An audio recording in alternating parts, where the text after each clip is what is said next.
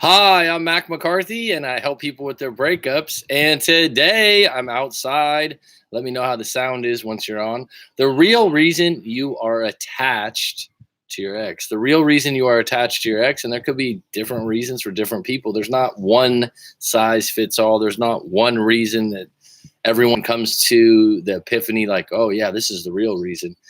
Let's just jump through them really quick. You don't know what they're doing, but you have clues. This is when you go on social media. It's a mystery, and sometimes it forms into a conspiracy theory, open loops. So I've counted out 10 reasons why you're so attached to your ex. And this one's probably number one. You don't know what they're doing, but you have clues. And this is when you see pictures or friends give you information, but you don't have the whole set of puzzle pieces, and you're trying to put things together, and it's driving you nuts. Because if you ever watched a movie that's a murder mystery or a conspiracy theory, you got to watch till the end because you need to know what happened. You need to close off the ending, and you need to close the loop.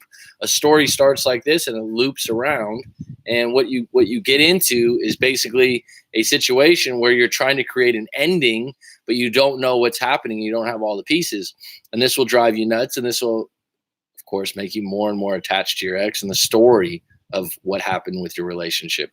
Number two, you are so familiar with them that you feel certain what they may do next, and in some ways this comforts you. You know their playbook. So this happens a lot. I've come across this a lot, where you basically you feel like you know what's coming next because it's happened before, and you know your ex so well that it's actually comforting, even if it's negative, because you go, well, I know this person, I know what's coming next, and you almost need to play it out to see if your predictions are correct.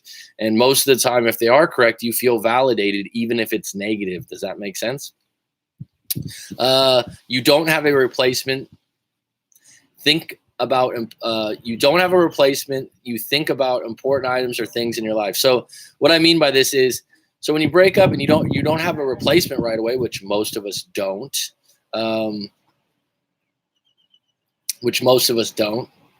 really quick, how's the audio, guys? Because I'm outside, I'm using a different mic. I just want to know if you guys can hear me all right and clear. Rob, right on. Brian Union, haven't seen you on before. Great name. Love the Unions. Audio's good. Sweet. Thanks, bud. Thanks. So back to this really quick. Please make comments. Please drop in on whatever you'd like to talk about. But the topic today is the real reason why you're still attached to your ex. If you have other things to talk about or questions, put them down below and I'll get to them in about 5 minutes. So you don't have a replacement. What do I mean by this is, like, when you buy a new car, you usually replace that. When you have a car, you usually don't just get rid of it. You get a new car, or you get a replacement car. When you get a phone, you don't just, oh, I got rid of my phone, it broke. You replace it immediately. A job, you replace it immediately. You don't usually have long time periods, sometimes with a job, but if you think about it, until you get the new job, you're kind of, swimming on the deep end, and you're probably in a similar situation as what you are with your ex, as far as not being able to close the loop. But breakups aren't so simple that you can replace those people. And that's what's bothering you. You don't have something to fill the void. And these are these lonely moments that sometimes are clingy and desperate and validating a relationship that wasn't really that great. Number 4, you will never meet someone like this again. Did you lose something you can't get back? And, this goes back to the situation where we think we lost something that we can never get again, and then it becomes so much more valuable. And I've talked about this before, that winning, the feeling from winning, is far less dynamic and long-lasting than the feeling of losing. And that has something to do with how we evolved as humans. You relate to the past relationship that went wrong. So maybe you had a past relationship or a past relationship in your family, and you're relating it to your breakup. And so you're layering it and stacking it, and you're making it a more severe situation, which is quite natural. But that's when you go to therapy, what they do is they will unpack that and take it out of the suitcase, so to say. And let's separate this, let's separate that. Let's be okay with the past. Number 6, you are allowing yourself to be manipulated, teased, my word, catpawed, or used. And why do I say allowing? Because sometimes people become a victim and go, oh, he or she's doing this to me. He or she's a narcissist. He or she keeps playing games with me. But you are playing on the other end. And that's when no contact comes into place. If you feel like you're being manipulated or teased, catpawed, led on, or used, then you need to take your power and ask, where is my power right now? My power is to move forward, not look back, go into no contact, and start the journey of being on my own as an individual that could probably meet someone else of equal or better value. You feel you need them. You feel like you need them. This is a much deeper thing. You feel that without you there, they are going down a bad path. They still need your guidance. This comes up a lot, actually. If your ex is drinking or has a serious drug issue, or you've kind of always been their guidance, you kind of always looked over things for them, and now that you're broken up, one of the things you're hanging on to is you're going, wow, without me, they're going to get in a lot of trouble, or without me, they're going to get a DUI. I know that that's going to happen, or without me, they're going to get pregnant, whatever. But the reality is you're not together anymore. You don't really, they don't want your advice, but you're hanging on to the fact that you care about them. Number 9, you can't believe they did this to you. You are angry and you want revenge. So this particular situation is maybe if they cheated on you or they did something to embarrass you or shame you, you're holding on to the idea that I can't believe you did it that way. You know, sometimes people go, they broke up with me over a text. They didn't even talk to me. Number 10, they mentioned some things at the end that you are not clear on. This is where I come in a lot of times and help you with the clarity, because for some reason they told you something, but you aren't articulating it or getting any clarity from it. You are stuck on that, and you're going over it like a record, and you're not coming to any clarity. And sometimes I'll talk to some people. I'm like, actually, they told you quite clearly that the reason why they broke up with you is the long distance, but you're making it out to be other things, because what happens is people tend to believe what they want to believe, and they create a story that fits what they want to believe. So I'll probably make a separate video on this, but that's that. 11 on deck, 4 likes. I love it. Oh, great. Robert, welcome, bud. Glad to see you on. Get ready for some new viewers. LOL. Right on, Daniel. Spreading the word. I appreciate it. Brian Union, hello and welcome. Like I said, guys, I'm outside, so if you hear some sounds of Thailand or something like that, that's what it is. Greetings all. Audio's good. Kyle will be dropping by. Sweet. Audio good. Masculine energy. Kyle, I like your work and I like your style, dude. You're a cool dude and you swear. Fuck yeah.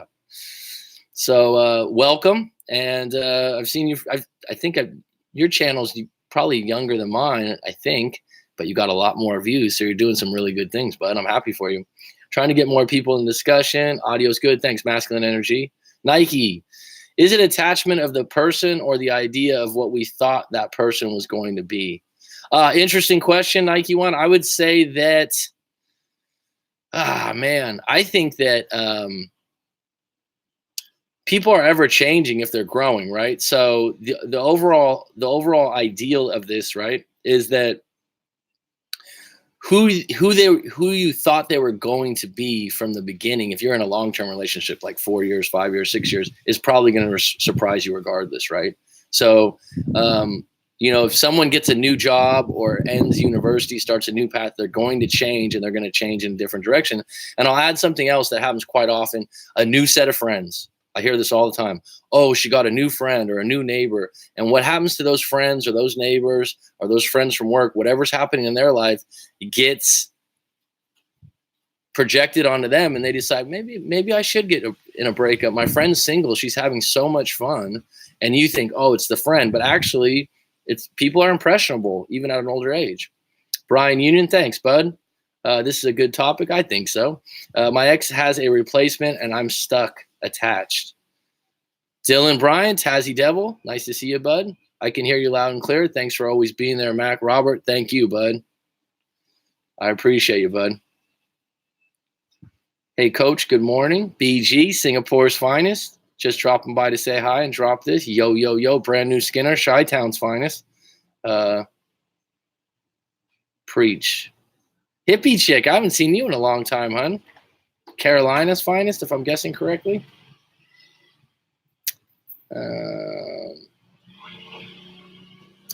Matthew Las Pina. Las Pina? Las Pina. We have a kid and live together, and I do really love her. And it hasn't been the easiest. Any advice? Matthew, you need to elaborate a little bit. Maybe you want to send your story into writemac.com and get a tailored response. But give me a little bit more details. We have a kid and live together, and I do really love her, and it hasn't been the easiest. Any advice? Yeah, I need more information to give you good advice.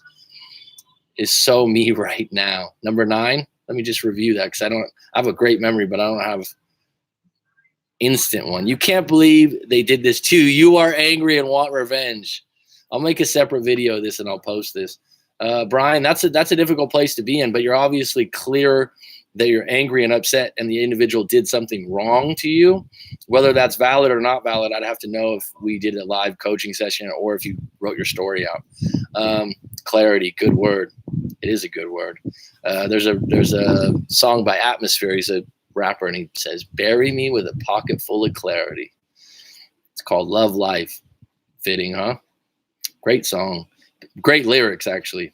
Atmosphere, Love Life. Check it out. People always create that story. Yeah, like, and you know what? After doing this work for almost 2 years now, I don't know what it is, 1.5 years and change, and talking to so many people, talking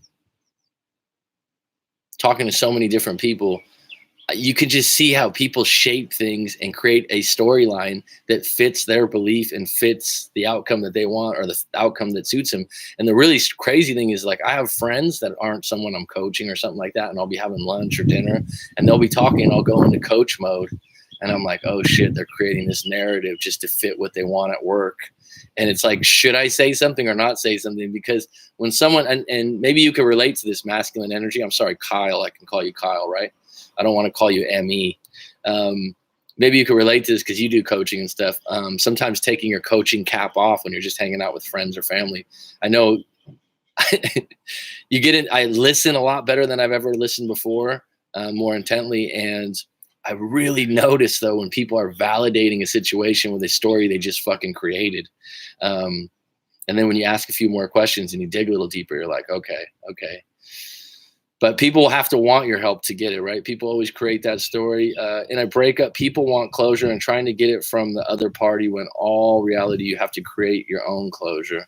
Yeah, I'd agree, Nike. One well put, bud. Yes, I do. Laugh my ass off.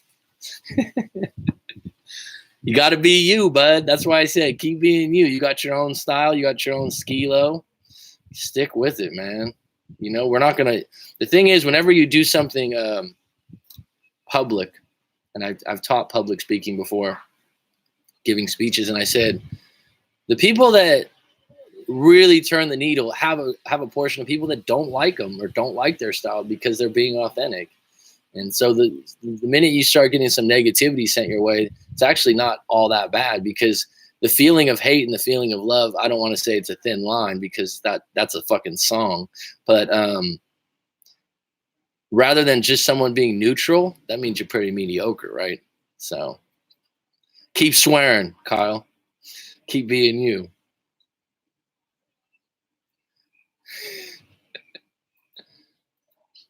Jay-Z, I'll okay that. Told me clearly, but still think she's full of shit.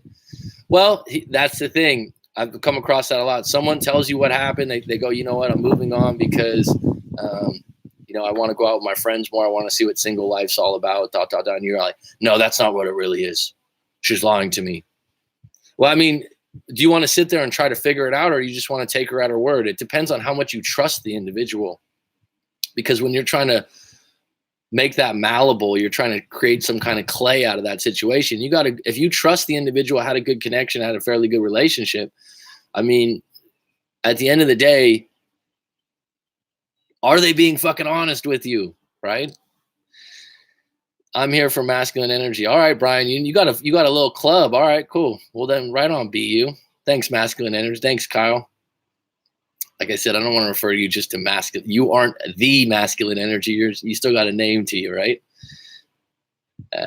Your views count. Your view count's climbing. Cheers. Thank you. Masculine energy.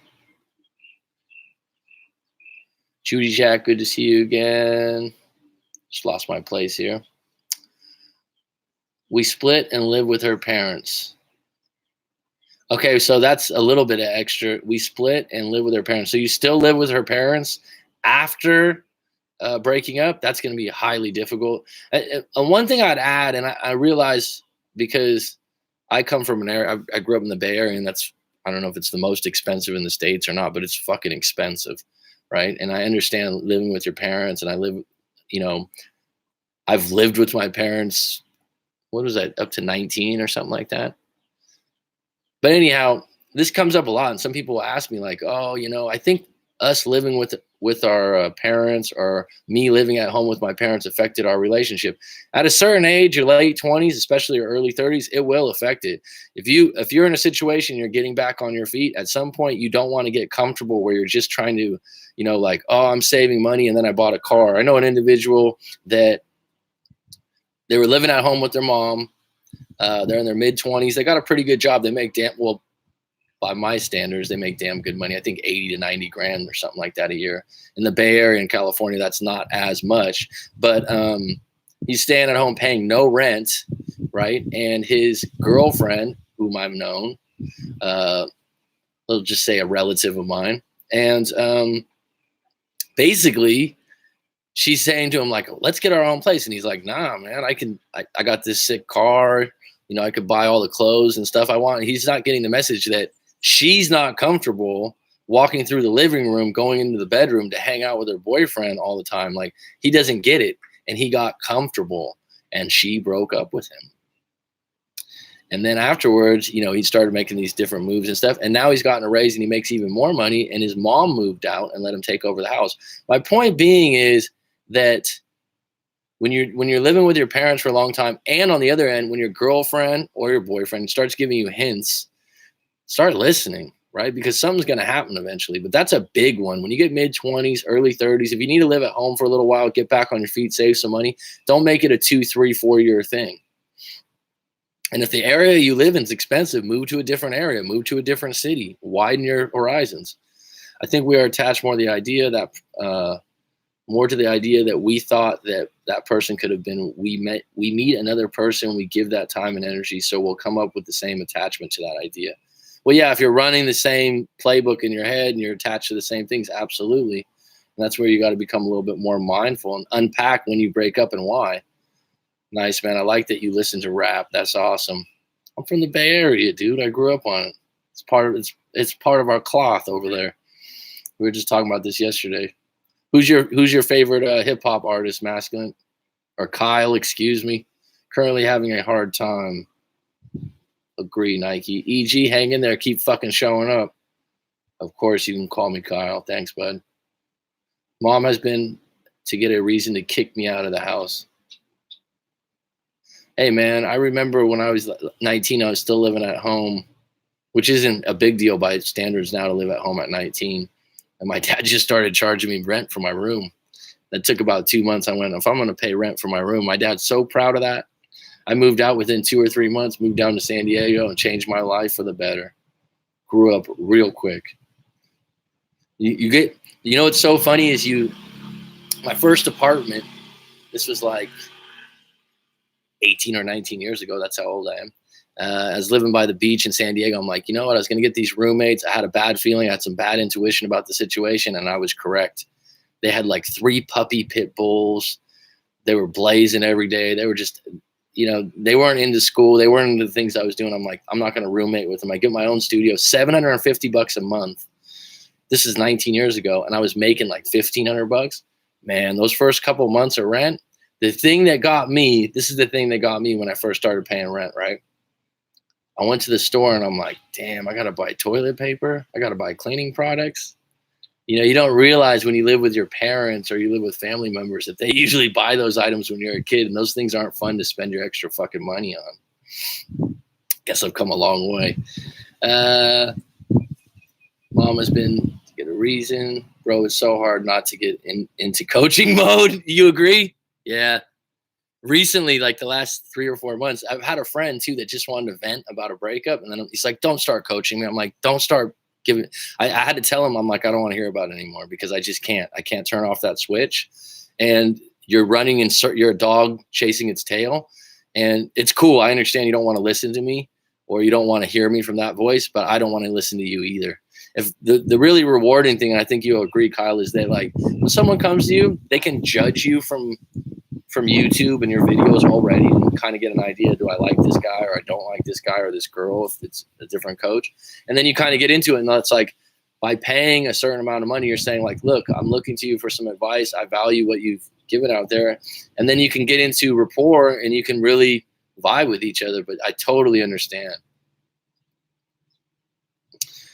I think I was attached more to her sex than her. So now thinking about her with another guy makes me sick almost 5 months post breakup. Well, fuck, man. First question would be, is that something that's affected you before in a past relationship? Have you been attached to the same thing? Secondly, have you started dating yet after 5 months? And if not, why? Great book. I don't know your age, Brian Union, but I think Kyle would agree. A great book. This is the time this is what I really agree with Kyle. I've seen him talk about this in videos. You know, this is a time when you're licking your wounds and stuff to get some knowledge, to get some wisdom.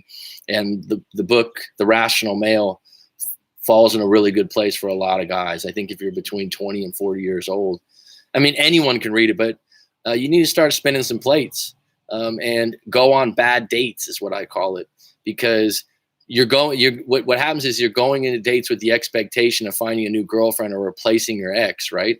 But in reality, you should realize that when you first started dating with no expectations, a bad date happened and you just went, oh, it's no big deal. Now a bad date happens when you're in your no contact or your X stage and you're like, oh shit, I'm never going to find a girl like that again.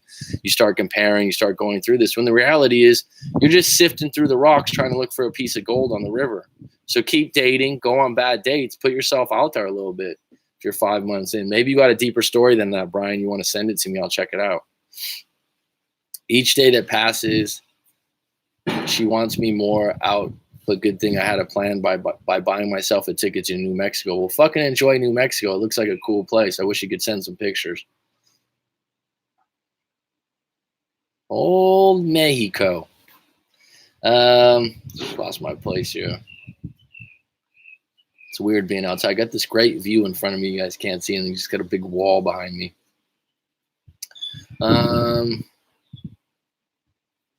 The greatest attachment is being up close to something but not letting it fully consume and own you. Hey, Kyle, I'll have you on here if you're still on here. Appreciate you stopping in, by the way, if I didn't say it already. What's your view on these attachment theories, such as attachment avoidant and these things? I know that Craig Kenneth talks about it a lot. I don't follow his show, full disclosure, quite closely. I'm obviously aware of him. But, I kind of believe – I believe that when you put a label and you have only 6 labels to go on, it's a bit limited. I think people have more nuance than to go, I'm avoiding attachment. And I found myself when I first started reading about them, kind of like when you read a horoscope and you go, oh yeah, that's true about me. And then you read another one, you're like, oh yeah, that's kind of true about me. I mean, I could relate to different ones. And I don't know if putting a giant label on yourself is helpful. I'm curious what's your view, and you guys out there in the live stream also.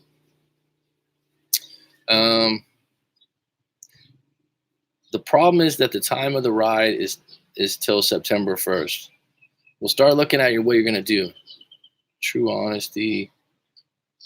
I've been currently living in a garage for 9 months now. I've lived in garages are useful. They're fine. My favorite one, growing up at my house, we had a garage. That was my kickback spot with my friends. I mean, it's not so bad.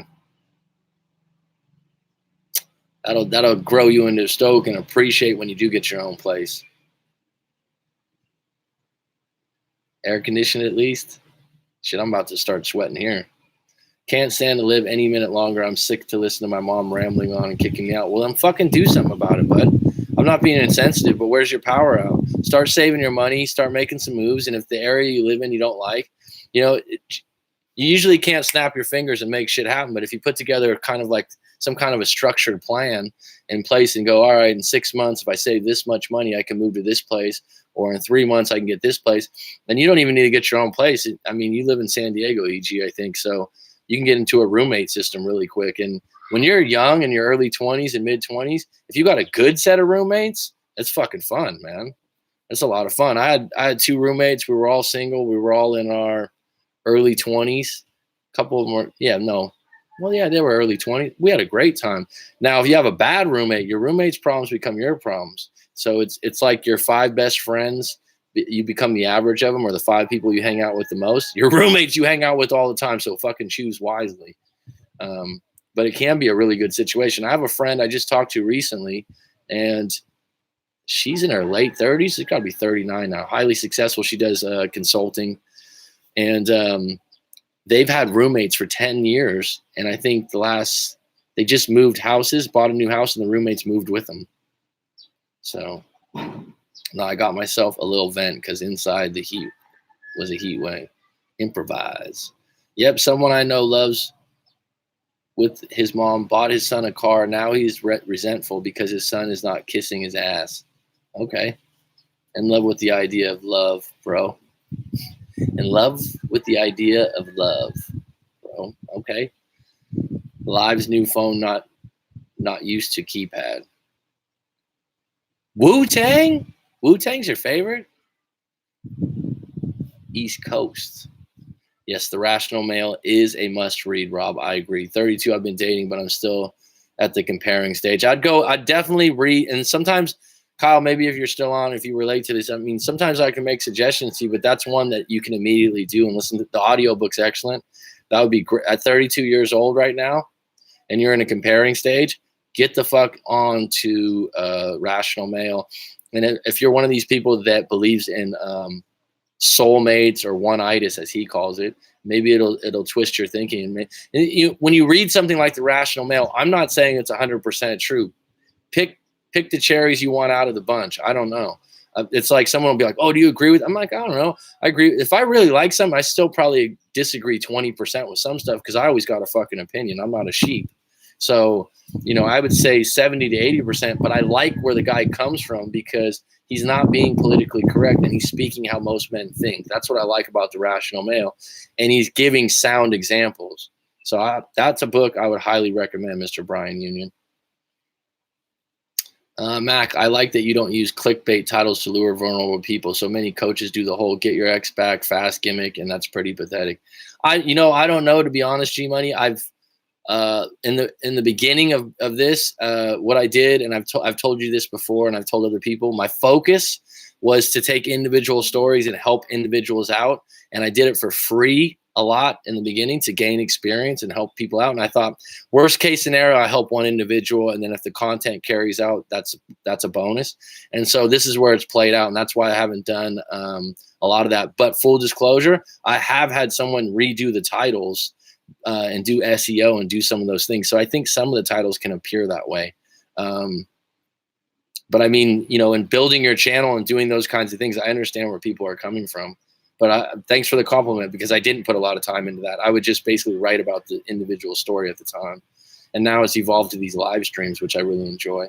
We was together for 5 years, lived together for 4 years. Well, when you live together, it's a different relationship and it's a different void. Are you in the same house as you guys live together? That makes a big difference too. If you're in the same apartment, I'd move or have a plan to, because that's really difficult when you step into the room. It's like a loss of energy. It's like something's missing there. That is 100% true. Keep dating. You will have good dates and bad dates. You'll get your confidence back by knowing women find you attractive too. And that's the thing. I come across a lot of people. They meet someone, they get a connection, and then they go, oh, you know what? But I don't like her. I'm not that attracted to her. I go, yeah, but you just proved to yourself that you could hook up with someone new. You proved to yourself that you're attracted to someone else is attracted to you. So it's a win. Just be honest with them. Just say it's bad timing or you're not into it. Oddly, Craig Kenneth is one of the only few that brings up attachments. Yeah. Well, I have people bring it up in live coaching, and they'll be like, well, I'm an attachment avoidant. And I don't have a problem with that, but I'm not zeroed in that. And so they'll go on about it sometimes.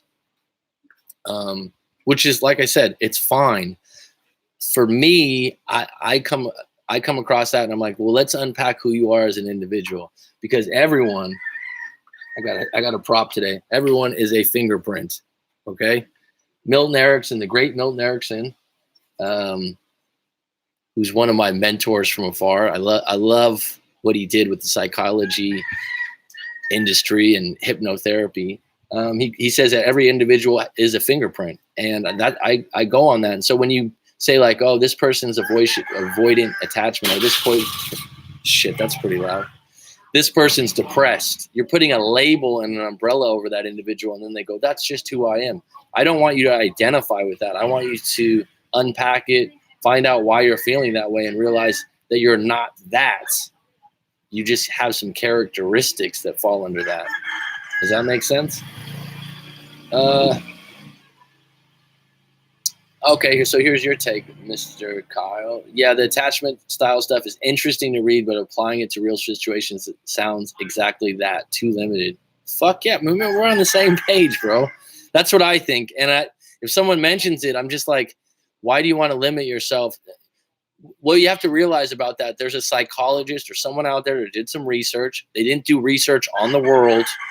They did research on a set of people from a set of area, and they came up with some data, and then they put together, oh, this is how all people are. I just think that's limited. I agree. I haven't done too much research into it and talked about it at length. I prefer talking about bad behaviors to avoid an attraction level. Yeah, and getting to know like if you're going to do live coaching, getting to know the individual and what their issues are. I agree. I take it a step further. I want to know what your good parts and bad parts are. My question there. I'm currently the goal in a breakup is to elevate to a place where you're living as an individual with confidence, moving forward. That if your ex comes back, it's a fucking bonus. It's not a need. It's not a want. It's not, oh, I want to send her a happy birthday just to see how she's doing. But deep down inside, I want to see if she likes me again. No, it's I'm moving forward. I can do this on my own. This breakup doesn't fucking define me. I'm currently living with my best friend and my brother. I'm fortunate. Well, fuck yeah, you are. I mean, if you can live with your best friend and your brother, that's a pretty good dream team right there if you guys get along well. Attachment theories do have psychological merit to understand, but they are not applicable to detaching and breakups. All right, thanks for that, Judy Jack. I appreciate that. You sound like you know what you're talking about. And I think Kyle's the same way. I'm not discounting them, just saying they're rubbish.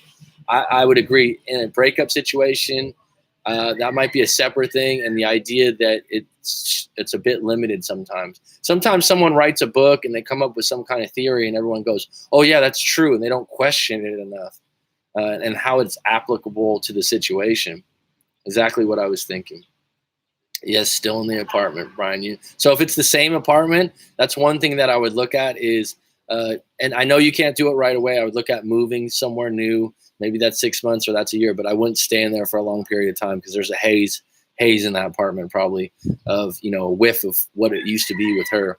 And you need to get out of that apartment as much as possible. And if you have moments where I've mentioned this before, but you're new to the channel, Brian Union, thanks to Kyle, I suppose. But one of the things is if 8 p.m. is at night for you, and that's when you usually talk to your ex or you used to come home and you guys used to watch TV or something, that's the time that you want to start going to the gym. You want to flip your schedule so that you're busy during the times that used to be times you spent together and you're feeling needy or lonely. And usually it should be something quite active, right? On the flip side, I have told people to go to the library because it's a calming place, a museum or something like that where everyone's calm. The collective unconscious is extremely calm and relaxing. Put some headphones in. But you do not want to stay in that apartment or house where you have so many memories. G-Money, unfortunately, YouTube doesn't help people unless you know how to do proper SEO. I wish it wasn't like that, but it is. I get it, Kyle. I get it. I totally get it. I've seen some of the things that you post, and you know where I come from at the end of the day? What's your content, dude? If I would go and turn your video on and I'm like, if you were not being yourself, which it seems like you are, and what I like about Kyle's is your videos aren't overly polished, right? I'm kind of come from the same cloth also. Your content's good and your content's direct. And the great thing about YouTube, if you don't like it, you can find someone else. There's the pie for helping people with breakups is huge. If you don't like me and you like Kyle better, sweet. It's not one of those things where I'm like, oh man, this guy doesn't do this well or that well. And I think Kyle's the same way. I got a degree in history, but I don't sit here and stand on some perch and go, I'm a PhD, so I'm better. Bullshit. Currently don't have no money. So do something about it. You live in a major city, you live in the States, get to work and get creative in thinking. I've talked about Ikigai. If you're in a place, there's two things you guys can do here. If you're in a place, Ikigai model and Robert Dilts. I want to fucking capitalize that. These two, the Ikigai model and the Robert Dilts model, look those up, Google them, and then get in touch with what you want to do and how you can serve people and make a contribution and still make money at it, right? I mean, you look at Kyle's doing the same thing. I'm doing something I really enjoy. I like helping people. I'm able to help people. It's fun. I know some people will be like, well, you're having fun doing this? Yeah, the live streams, meeting people from around the world, different ages, and connecting with them and actually helping them out with a problem I had trouble with 10 years ago. And the only way I'm really able to come from a place of compassion and helpfulness is because I've fucking been through it. You know, I went through a breakup and I thought, holy shit, where did this come from? It just hit me like a ton of bricks when I was about 27, 28 years old. I'd never gone through that before. But you know what? I came out of it, and I came out of it better. It's probably the best thing that ever happened to me. I've told you before.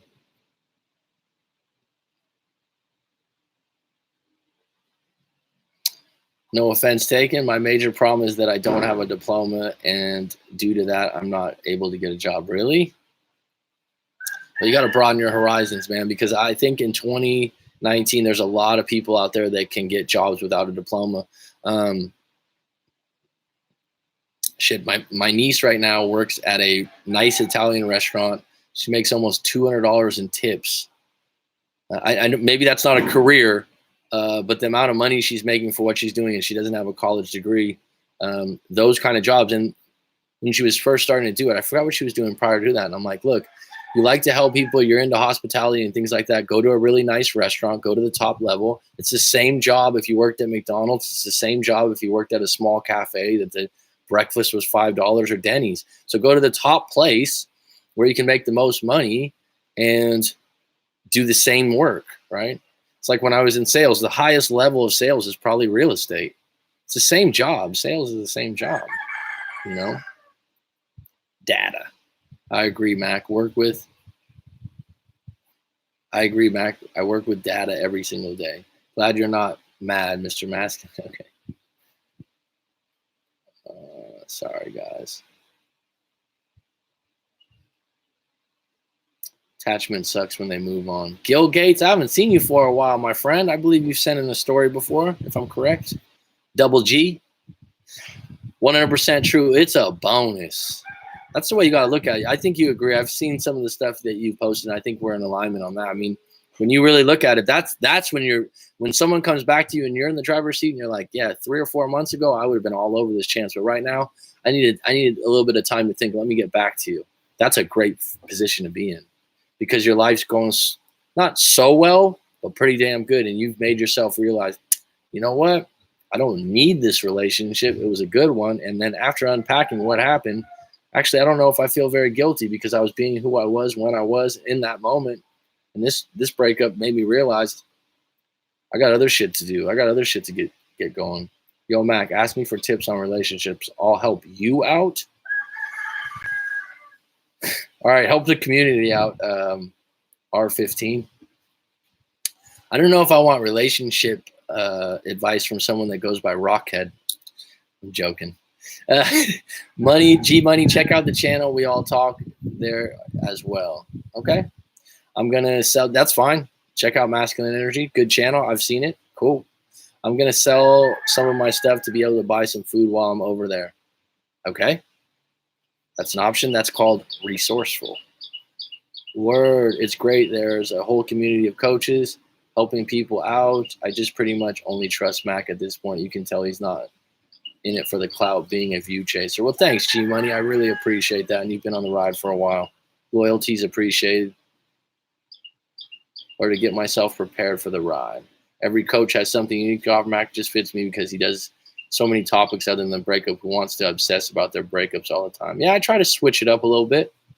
Absolutely. Obviously, in the live streams, I'll go all over the place. I'm a conversationalist.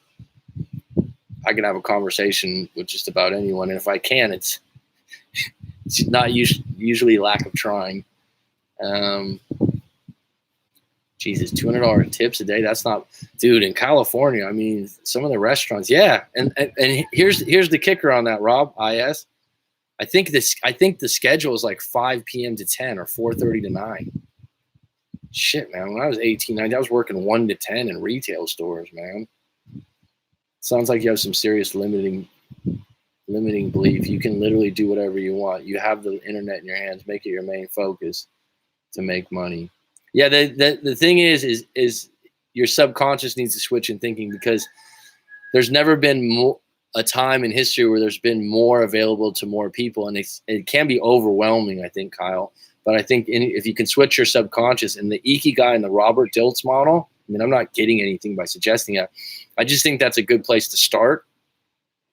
And if you don't, the thing that's great now is if you don't have a really good family structure or friend structure, you can get mentors on YouTube. I don't know if people agree with that. You can get people that you look up to, or live streams like this, and hang out with some people that are more like-minded. Like G Money, I mean, you had me when you were like Scott Adams. I'm like, you know who the fuck Scott Adams is in talent stacking? I didn't know that's where I was like, fuck yeah, that's why you watch my, like, those little nuanced things. I'm like, wow, okay, you're a Scott Adams fan too. You're a fan of that book. You can find like-minded people that are helpful to your situation, sift through all the stuff, and find useful material, right? One of my favorite channels is Joseph Rodriguez, who's become a coach and a mentor to me, and he does book reviews. I've mentioned him before a few times because I think his channel is great. He talks about subconscious, and in the future, maybe I'll do something with him. And I sought him out because I don't have someone in my immediate sphere of where I live and where I interact that I can just interact with someone like that. So being able to get a live coaching session with him about how he treats his business and how he does things with the subconscious and whatnot, money well spent for me. What's up, Keisha? Aloha. Attachment styles affect who you are attracted to because they seem familiar at a core level. Some people can repeat patterns because of them, but you can work on your own style. Well, thanks for that, Judy Jack. Judy Jack, well, you don't have to share. What's your line of work? Are you nursing, or you seem to know a lot about this? I've never heard of those models. I'll check them out. My mentor is from YouTube. Being a part of a community is huge. You're right. It is overwhelming for sure. Yeah. It is, and I agree with you, Kyle. It's so much information. It's like Netflix now. I'll be sitting back looking at Netflix, and I'm exhausted because I'm like, this one or that one, this one or that one. When I was a kid, I used to go into the video store, and it was like a real treat to pick out a movie, a VHS video. But I would pick out that video, and once I took it home, I was watching the whole thing beginning to end. With Netflix now, you can watch 20 minutes, 15 minutes, go, oh, no, I'll just go watch that other thing. And I think it's the same way with how we're taking in information, right? We're taking in information. We're like, is this work? Does that work? But the opportunities, I think what Kyle's saying, the opportunities are there. So check out check out that Ikigai model, check out that Robert Dilts model, and fill them out and put your mind to work. Because sometimes you're not asking yourself the right questions. It's like in this journey, I actually have taken up coaching myself at times and giving. So I was right. Okay. I don't know why, but I get a lot of nurses. I just had one 2 days ago. Good people.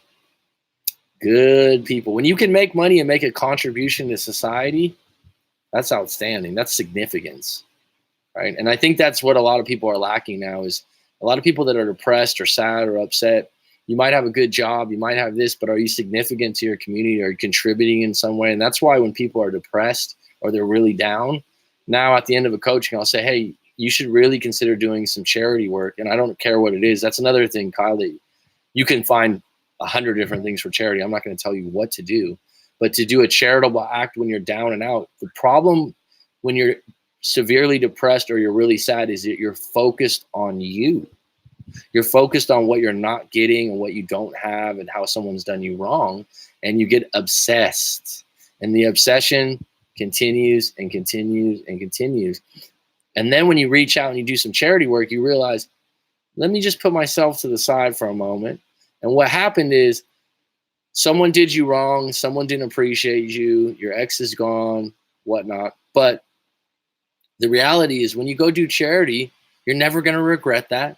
You should always feel good about it. It's like going to the beach. You shouldn't have a bad day at the beach or you got a problem with yourself. Most people like the beach for some reason. It's just a human thing. Doing charity work, when you get done with it, someone's going to appreciate it. Someone's going to appreciate it.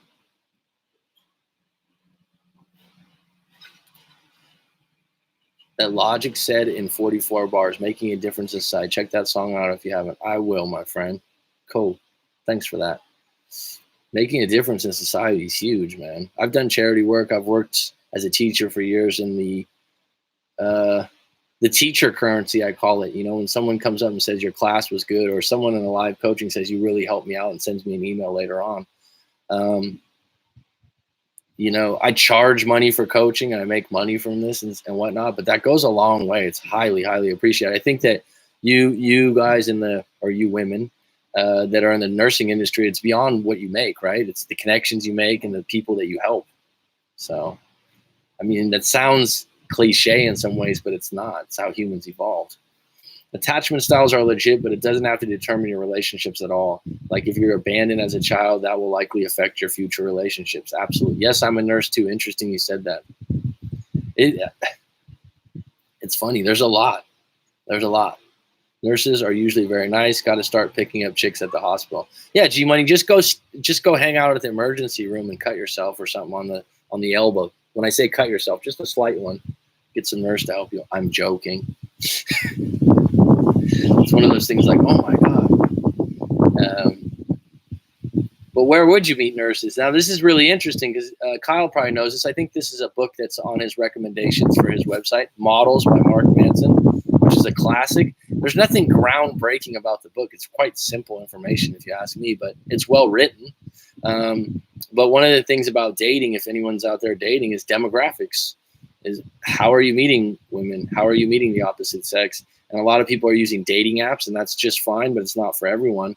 But I have known someone that used to date a lot. He said he used to date a lot of doctors and nurses, and it was because there was a hospital nearby. He didn't hang out in the hospital or fake an injury like I was joking about, which might be a bad joke. But there was a cafe and there were some places to eat in the area near his work. And so he'd run into nurses and whatnot all the time. And so his demographics and basically in his proximity of where he worked, he was more likely to meet a nurse. And you can create those situations, right? I mean, he talks about it in the book Models where he says, you know, he goes to yoga and he goes to wine festivals because he really likes wine. And that's where he meets more like-minded people. So I find that highly interesting. If anyone else out there has had a moment where they've, I think the last girlfriend I met at the gym. So the idea that she just goes to the gym is a nice thing, right? And the one before that I met while I was in a university program getting further education, and she was a part of the university and finding jobs, and she helped me find a job. People get so caught up in helping society that they forget to help individual people, like the whole political correctness thing. Society is too broad. Help individuals like nurses and Mac do. I think that, helping an individual. I'm sure there's a bunch of places where you can contribute to a mass group and whatnot. But I'm with you, G Money, on what you're saying. I definitely think that passive donations of just large amounts of money isn't as impressive as someone getting their hands dirty and helping someone out as an individual on a deeper level. That being said, I'm not a billionaire that can just throw around money. But man, if I was a millionaire, there'd be some things I would do. For one, I would set up a program at the university I've taught at in the past for study abroad programs. I think that's so fucking life changing for people to be able to study abroad and see a new culture and live in a new area. When you live somewhere new or you put yourself out there, it's such a growth in your life, and it's something that will change you because it literally forces you to look at the world as different. I mean, if it could be implemented in schools, it would obviously be too expensive. But Kyle, I believe you're based out of Canada, right? Beautiful country, man. I've been to Vancouver and Victoria. Victoria is one of my favorite places, actually. Beautiful place. But I think you're in Toronto, if I'm correct. If someone told me, if Rob told me that, because Rob's in Toronto. Toronto. So you're congratulations on the title. I don't know if you're a basketball fan. It's funny because Joseph Rodriguez also lives in Toronto, the guy from the book channel. Maybe you guys can link up. That might be a good one for you. Congratulations. I'm a huge NBA fan, Kyle, so I was happy for you guys. And I'm a huge Warriors fan, but I wasn't bitter because we've been there 5 times, and I wasn't crying over spilled milk because we benefited from the injury bug before too. And you guys basically, shit, man. You guys stacked everything for 1 year and you got it. Victoria, Bouchard Gardens. Actually, my mom has a picture of that in the living room. I've been there when I was a kid. Victoria is beautiful. Yeah, I can't relate to hockey. That would be seriously trying hard if I was trying to connect on a hockey level. All I know is the San Jose Sharks, and that's about it. And I don't know much about them. I remember they came in when I was a kid and just didn't follow it. Actually, we had family friends that lived in Vancouver, and we used to go visit them, and the kid was a goalie. So he used to have all these posters of goalies in his room. And it was Curtis Joseph, Patrick Roy, or Patrick Raw, Curtis Joseph, Cujo, right? Curtis Joseph, Patrick Roy. What was the other goalie that he had? I forgot. That's all my knowledge on hockey. We're all Freddie Van Fleet's underrated. Everyone acts like what's his name? Leonard. Leonard did everything. You guys had a ball club, man. You guys had a team. It wasn't just Leonard. It absolutely wasn't him. I mean, I'm not taking away the fact that he's a great player, but he was unreal. I give him credit, man. I'm happy to hear his story. It's like, as long as the Warriors didn't lose to the Rockets, I really despise the Rockets and Chris Paul and his whole act and stuff like that. So you got a great team. And here's the thing, and I'm not lying. I have a really good friend that's a huge OKC fan. He's actually a Kiwi. He's from New Zealand. And mid-season, you guys waxed us. You guys beat the Warriors bad, and you beat us as a team. I said, I think Toronto's going to win the title. And he's like, what? I was like, I don't bet. I'm not into betting sports. And I was like, man, if I could bet.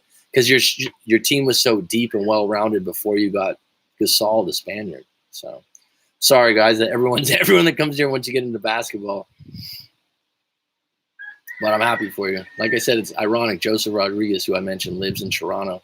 And the funny thing is, during the finals, I'm like, oh, you got the finals because he lives downtown. He's like, what are you talking about? He goes, I don't really watch sports. It's like, okay.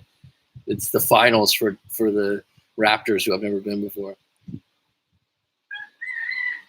Yeah, everyone underrates that. He hit a front rim 3. You got to shoot him to make him, man. And Philly had his fucking squad. They had a great team, man. They had a deep team also. But that's how it works. I mean, when you win a title, those things have to go right. I've never heard of Joseph. Sounds like a cool dude. You've done coaching with him? Yeah. Go just on YouTube, go to Joseph Rodriguez, and it's a book review channel, but it's really well done. He does mind maps, and he does book reviews on famous books, but a lot of it's concentrated on entrepreneurship and also the subconscious, which is at the core of everything. Can you hear the rooster? You guys, I don't know if it'll be too bright to see my view that I'm looking out, but here you guys go. I'll give it to you.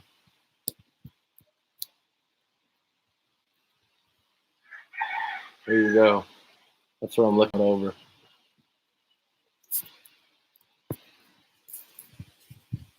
Love the rooster. I don't know. Did that camera come in or the sun block it out? I can't tell. But yeah, roosters are a part of life here. It's not a big deal. Nice, Mac. Nice. Thanks, bud. Thank you. This is, I've been here for almost 9 years in Phuket. I usually don't go outside, but it's so much better on your eyes. I don't know if you relate to this, but leave that key under the welcome mat. Nice one, Brash Cat. I lost my train of thought there, Brash Cat. Wish I was there. Looks fascinating. Fascinating, yeah. Oh, God, G-Money. You've watched Apocalypse Now too many times. Charlie's coming in, man. It's funny. I just watched Full Metal Jacket for the first time in a long time. God, that drill sergeant's priceless, man. What a great acting job. That guy should get an Academy Award, Lifetime Achievement, because it's so real.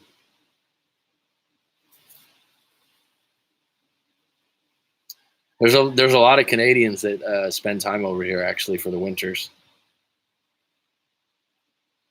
Yeah, I just is there any limit for expats when in Thailand? I don't know what your limit is.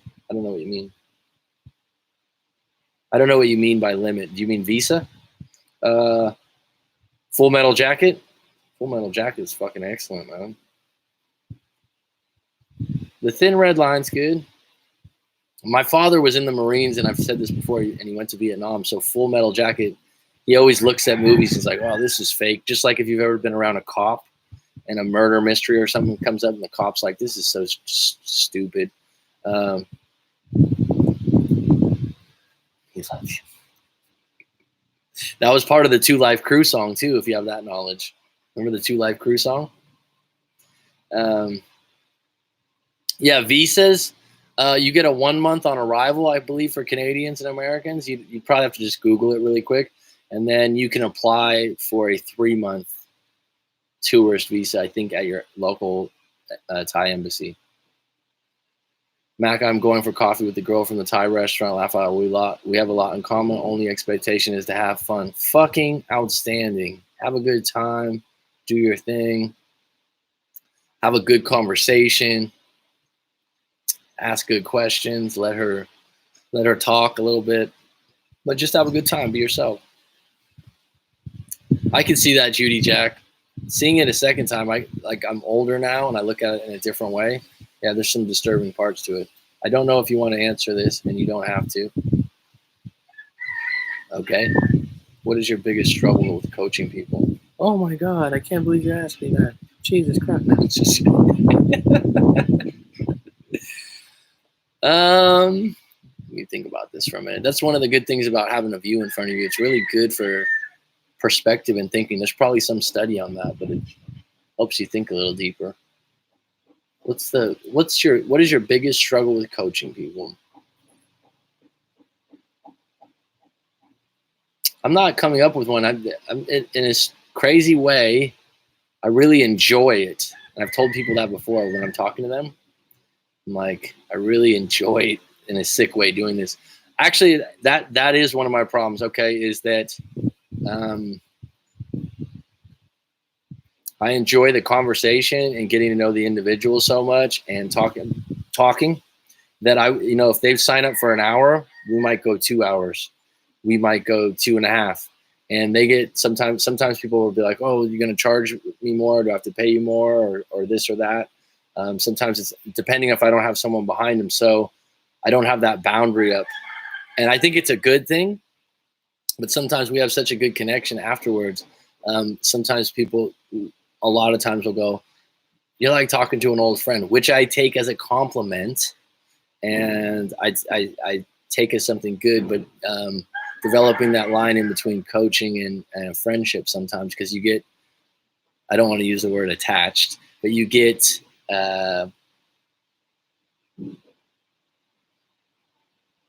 invested a little bit, right? Because you talk to someone for an hour and a half, 2 hours, for me, I want to know how they're doing. If they're doing all right, I want them to keep in touch. So every 3 or 4 months, and I don't, like I said, this isn't really a negative, but if I had to say something I struggle with, it's the end of the call. Because let's say we're at 55 minutes. Maybe you relate to this, Kyle. And like someone paid me $125 for the hour. I'm not going to go. I'm not going to go. Okay, we got 5 minutes left. Hurry up, get it all out. Especially sometimes even if I have someone behind them, I'm like, don't worry, I'll give you an extra 10 minutes or 15 minutes. An hour usually is not enough out of a bad breakup. And so that's the struggle. And we get so deep and we go into different things, and that part I enjoy. But sometimes the ending of it is not so smooth, because you don't want to. I don't want it to end either. I don't want to cut someone off at 55 minutes, because when I was in a breakup, someone talked to me for a long period of time.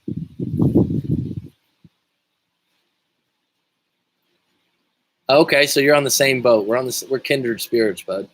And it's when I say that, I think it's a good problem to have, because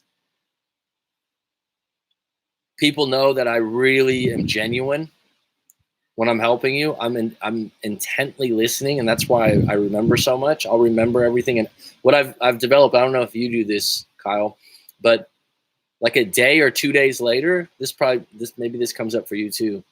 I do get in a flow state, actually. I'll be thinking about, like, if I had a coaching with you, like a day later when I'm out on a run or I'm driving in the car, I'll be like, oh yeah, Kyle, I need to tell him about this book. Or my mind starts working on that. So what I'll do is I'll say, like, Kyle, it was great talking to you. And then I'll go, here's some thoughts and notes from our session. And I just number them. Number 1, hey, it was a bad breakup, but da, da, da, da, da. Number 2, and it's all relative to our conversation. And at the end, I usually recommend a couple books. Or I recommend something like emotional freedom technique if you have anxiety. I'll recommend a few different things. And people really like that. I'll come up with like 9 or 10 points that's highly personalized. So is it a huge problem? No, I think it's a privilege that I have the extra time to help someone and not rush them. And I've been told by some people that in their other coaching, I think Brand New Skinner mentioned this that was on earlier, that some other coaches that they've dealt with, or in some other situations when there's like an hour's up and you got to leave, you feel rushed. It's like the time you don't want to be rushed when you're talking about your breakup or you're pouring out your feelings. You kind of want to get it all out, especially in the first coaching session. And so one of my mottos when I started this is to over deliver. So in some of those cases, I put myself in a situation where, people will be emailing me or calling me, and you have to go, well, do you want to book a coaching session? Because people want to go like, how much more can I get from you? And I'm willing to give as much as I can. I'm never going to leave someone hanging. And so I guess business-wise, that doesn't line up as much. But overall, I think it's going to pay off. Just like this live stream and not getting so many views and whatnot, it's going to happen, right? So, the people that I have and the people that I help, that's a fucking win. So I'm making some improvements on that. But just a heads up to you, Kyle, since you've come on for so long and been a part of this, if you want to email me directly, or anyone that's on the live stream,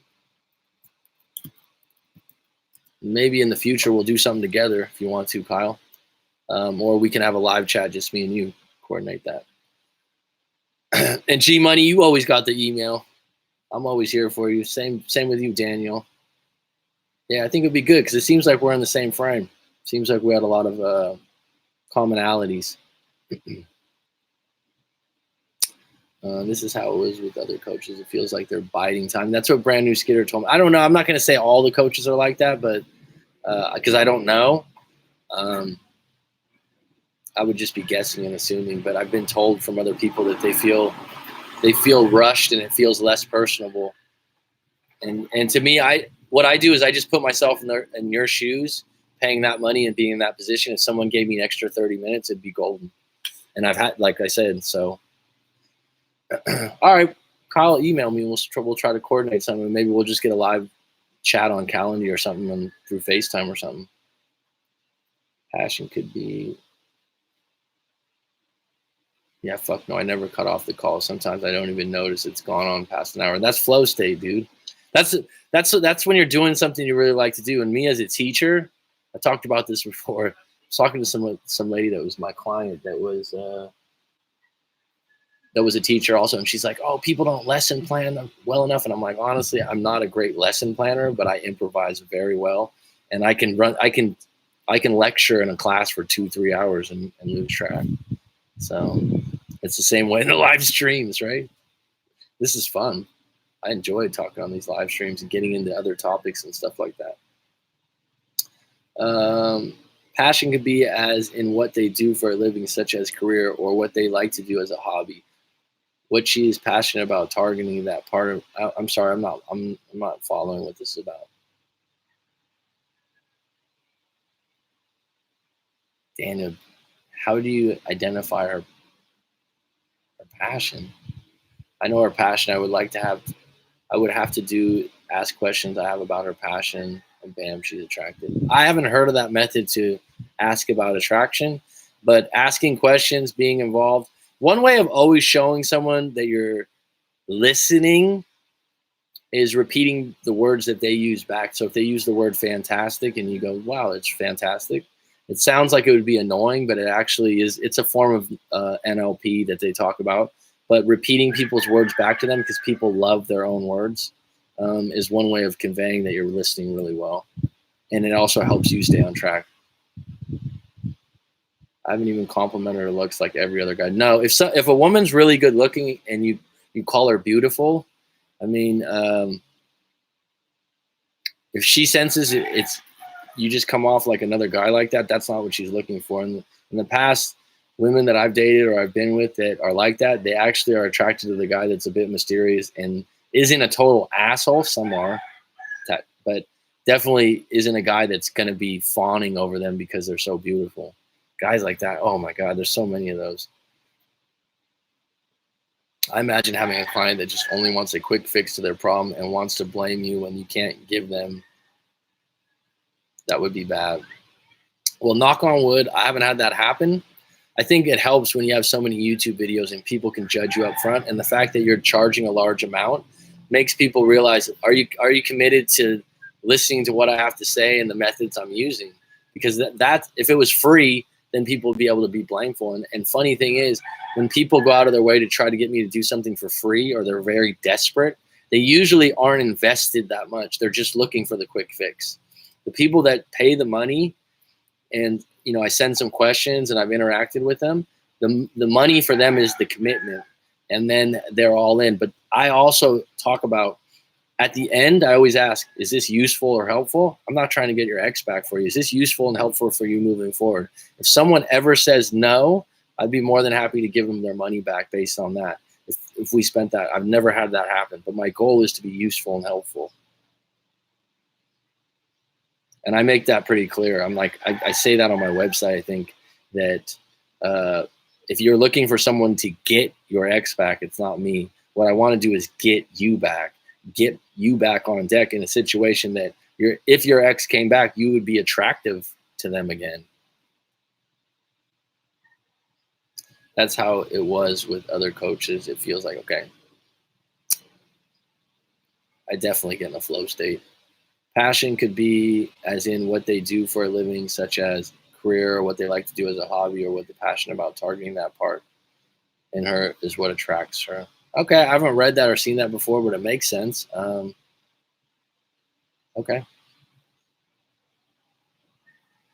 Understand, bro. G Money would be hard to first, but a good day get out is by looking at her body language, lock eyes, and see if she's interested by observing little things such as body language. Yeah. Mirroring, that's NLP. I did that by accident a lot. Yeah, if you cross your arms and they cross your arms and their pupils are dilated, that's attraction 101, right? Or their legs. Or the guy from the game, Neil Strauss, when he gives his little tips, it's always like if the legs are facing away towards the door, then that means they're on their way out and they don't really want to hang out.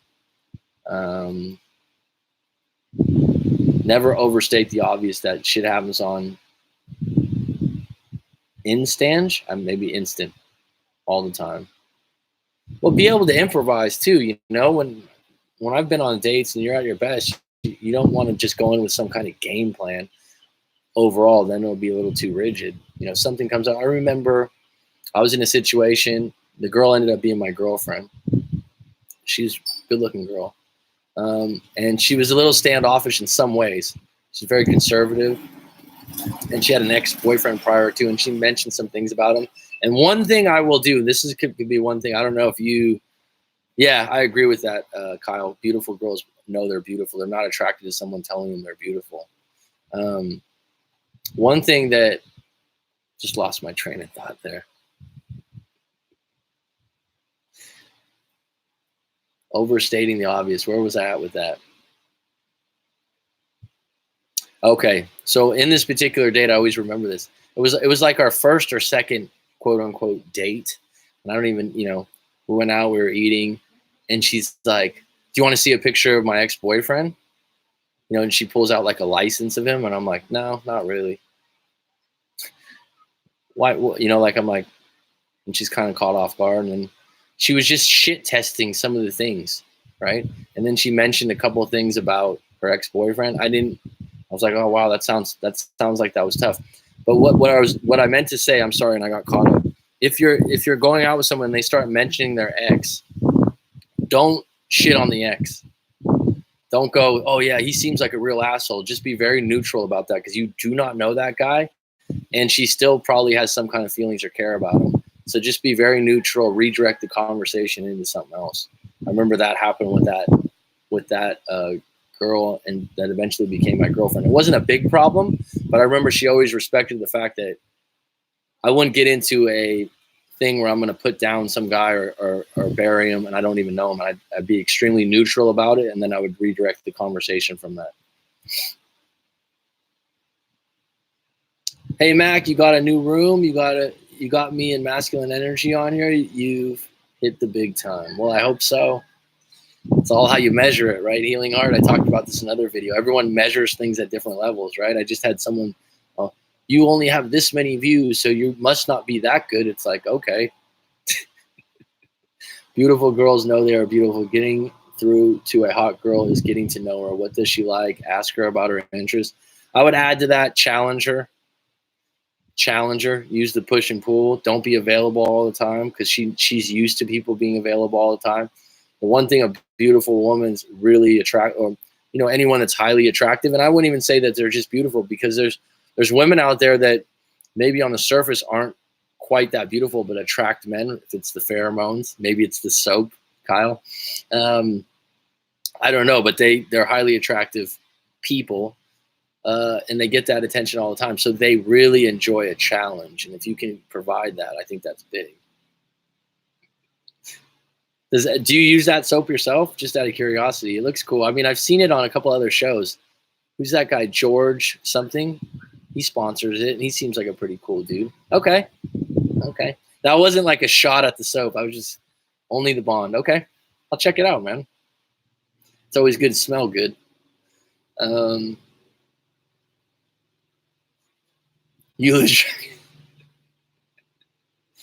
Just with my own experience, a lot of really hot girls I went after were actually boring. That's me. Yeah, I agree. I've said this before. Some women that were born really beautiful, naturally beautiful, have gotten attention probably their whole lives. And being a teacher at university, you can see that these individuals get way more attention, and there's always a guy friend zoned. There's always ones around them. And like I said, sometimes they're not the nicest people. I'll just say that. It's almost like, and I've said this before, you ever meet people that were born rich? So someone that's born rich doesn't really appreciate some things because they're able to have a lot of conveniences and they've been rich a long time. It doesn't mean that all people that are born rich are bad, but they lack appreciation in some areas, and they don't come across the same problems as other people, and so they're not as compassionate. And I think it's very similar for people that are born very good looking, until they are denied. And that's why I'm saying with them, creating the challenge, creating almost a place where they feel like, wow, I can't really figure this person out because everyone else is so cut and dry and clear that they want to hook up. And I'll go back to that relationship and that dating situation. that particular sequence of dating of a month and a half before we became boyfriend and girlfriend, which she suggested, as Corey Wayne says, right? This is before I've ever saw Corey Wayne, but I remember her saying, you know how many guys asked me out because we were at a school, how many guys asked me out or asked me out for a drink or told me out? And I was like, you know how many women have asked me out or enjoyed my company? And I was like, it wasn't being an asshole. I wasn't trying to be cocky. It was like, well, you know, I don't consider myself a fucking slouch. So it was just kind of funny because what she was saying is my approach was different. Actually, I'll break down a really clean approach at some point in a video.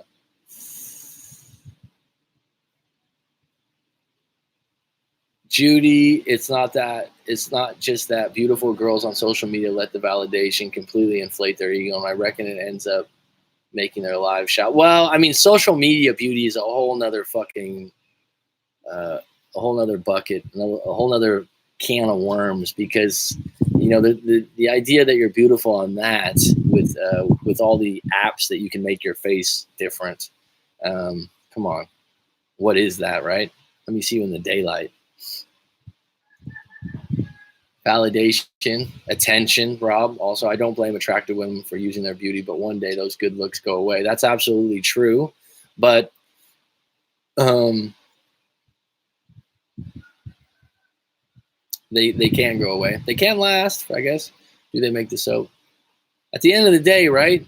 We want to do everyone talks about stoicism and Marcus Aurelius. This is really big with, you know, Ryan Holiday and these people. It's called virtue. It's called doing the right thing. That's what makes a good person. So if you find a beautiful woman that mostly does the right things, honest, and has good values, they're out there. Nothing wrong with beauty, but that alone will never make her feel like you know her. Good point, Judy. Jack's dropping some dimes today.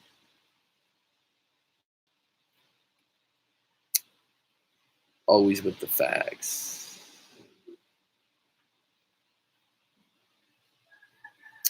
I sit in on a lot of your live streams and heard that yesterday. I hit 1,300 views this week. You hit 30, okay, but my focus is elsewhere at the moment. I'm proud of you. Been watching you grow since the start. Thanks, Healing Heart. I appreciate you, bud, and I know you've been there from the start, and I appreciate the journey you've taken, bud, because you're in a pretty fucking good place right now, and you did that. Shit, man. And keep doing your channel, keep doing your thing, and keep producing. I mean, I think Kyle would agree, because Healing Heart has a channel. Keep shipping. Shit, man. Just ship videos and try new things. I know that Kyle's done that with different what do you call that, thumbnails and stuff like that. You worked your ass off, man. You've done a lot. You've worked hard. I can see. Try different things. I had another YouTube coach that was a YouTube channel called 1% Better. That's a really popular channel for book reviews. If I did something in the future, it would be book reviews. I'm really like that. I find them highly useful and they're evergreen. Yeah, we got a squad today.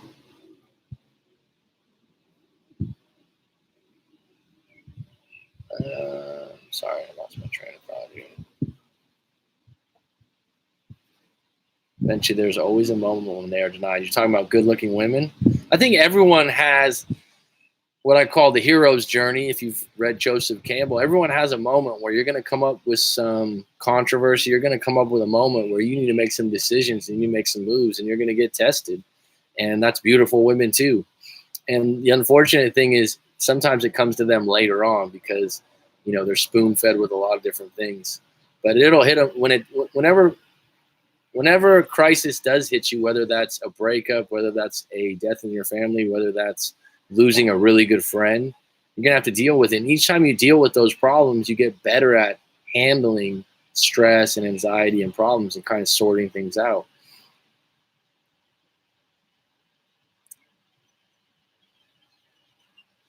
Dumb guys give women too much validation. If your woman is interested in getting attention from too many outside sources, I'd say it's a red flag. my girl has always been supportive of everything I do. Well, that's fucking outstanding, Kyle. Is hitting threes tonight. G Money is hitting threes tonight.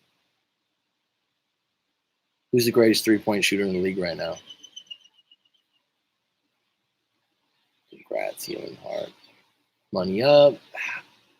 How correct you are. G Money, you're the third coach on the live stream. Ow. G Money's on point, yeah. My job is near a gym. G Money, would you ever want to do coaching? Have you talked about this before? I know you're into martial arts. I know you're a Renaissance man, right? Was that you, Rob, that was talking about a modern Renaissance man? That's pretty interesting. How about this? I think one of the coolest ad campaigns. I don't really watch commercials anymore, right? Because only when YouTube comes on and you skip the ad, or Netflix doesn't have them. But Dos Equis, the most interesting man. That's a fucking fantastic marketing campaign where he has like the cougar and he has the mountain lion in his kitchen. And he has a big beard. That dude's fucking cool. The most interesting man, Dos Equis. I mean, he might beat out Bond, right? My job is near a gym and hotel where guys drool over the women that come in. I mean, they do look good, but I just look and go about my day. So you look, but you don't drool. Good for you. Good for you.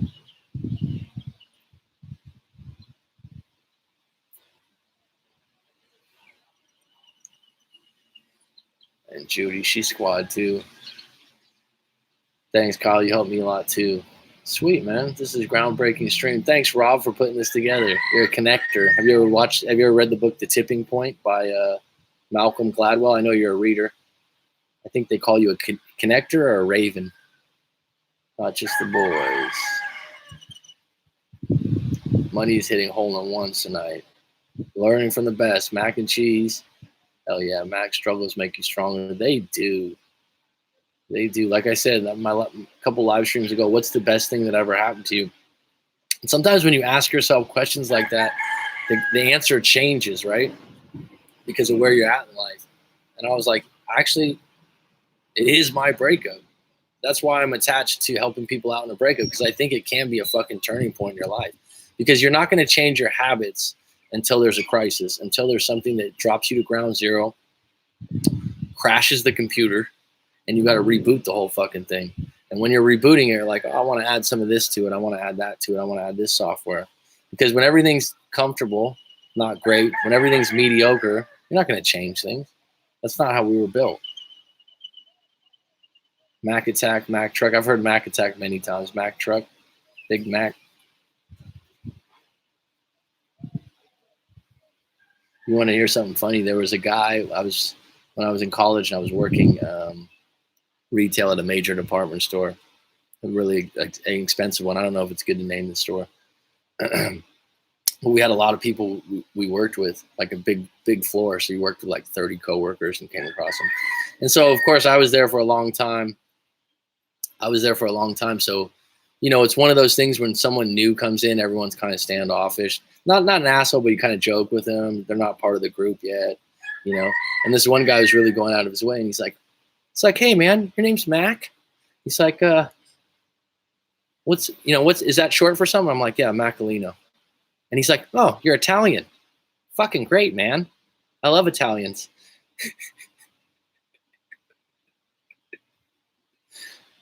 He's like, is it all right if I call you Macalino? I'm like, anytime, dude. Anytime. Everyone's like, why does this guy keep saying Macalino? Who's your favorite hip hop artist, Mac? Someone asked me that yesterday. I don't know. I don't know if I have a favorite. I'm kind of like that with friends too. Like, who's your best friend? I mean, I like Tupac. I like Ice Cube. I like older rap because that's when I came in. I like Atmosphere. I like actually probably a guy named Andre Nicotina. His original name was Dre Dog, and he's like kind of an underground rapper in the Bay Area. I liked his lyrics when I was young. Pretty dark though. Not that. It's funny because a friend of mine from the UK calls it that. Like, this is dark. This is dark music. We don't usually use that term. Love me some Logic has been dropping some fire. I'm not sure I know who Logic is. Is that someone new? I like Drake. I'm not just saying that from Toronto. I'd say Drake's like top 5. It's funny because I said this yesterday, so if I'm repeating myself, but my nephew's like really, really into it. So he'll bring me new stuff, and he's like, "Oh, Drake's been mainstream for a while. He's soft." And I'm like, "Okay, because he's mainstream, you don't like him, or because his music's bad?" And then we're somewhere and like something comes on like 0 to 100, and he's like starts like dancing like this, and it's like, "So you like him?" "Oh, he's all right, but he's just soft." I'm like, "Dude, you either like the music or you don't. You don't judge the individual." Homicide, though, beauty can be a curse. That's true. Homicide, though. What do you mean? Is that the name? I started with Corey Wayne and the channel Actualized. Has anyone here watched Actualized? I started with Corey Wayne and the channel Actualized. I don't know what you mean. I'm sorry. Mac, I don't have the gift to do what you do, but I think I did. You did point me in the right direction with wanting to teach Taekwondo. Still teaching and helping people, right? Absolutely, dude. I just restarted yoga, and about 2 years ago, I don't know how long ago it was, I did like 3 months hardcore yoga or 4 months, and it was fucking difficult. Mentally, it was difficult because I'm not flexible, and I like to be the teacher. I like to be the coach. So someone telling me like instructions in class for an hour and 15 minutes, it bothered me at first. It's like, this guy thinks he's so smart, this and that. Like in my head, I was going through it. And so I just revisited. I went to hot yoga yesterday, and I was so much more calm and relaxed. Been going to the gym for, I don't know, off and on for a couple of years. But yeah, like Taekwondo, shit, that's something you could do forever. I'd like to learn something about that too. I think they just had, I don't know if you know, G Money, you probably know who Sam Harris is. I think he's into Taekwondo now too, which shocked me because he seems like, well, I mean, now I'm typecasting or stereotyping like an intellectual type. Why would he know Taekwondo? But Josh Waitskin's a good guy too that got into that. I literally catch one of my coworkers follow to get glances. Yes, that was me. I brought up the modern day Renaissance man, the most interesting man in the world. We'll have to come up with the sequence that you can become the modern Renaissance man, and maybe me and Kyle can come up with some kind of patch.